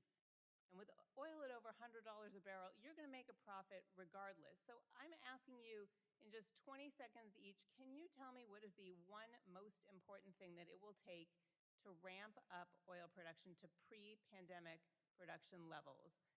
Ms. Watkins, you can start. What will it take? Yeah, we're in the process of bringing on oil every day. We brought on new oil in the Gulf of Mexico last week, some more announced today, some more by the end of the year. Some things that would enable that to happen even more is the approval of some permits that we have outstanding right now. Those permits are out there. Approvals tomorrow would enable us to drill wells that would likely bring on more. Sounds like permitting is it for you. Mr. Lawler, what would it take for you? Thank you for the question. So we're increasing our capital budget in the onshore by 15%, and we're also bringing on a massive offshore platform, 140,000 barrels of oil a day, and we're operating our refineries at absolute safe maximum capacity. Okay, that didn't really answer the question. Mr. Worth, what would it take for you to further increase production? Congresswoman, I appreciate your concern on this issue. It's a very important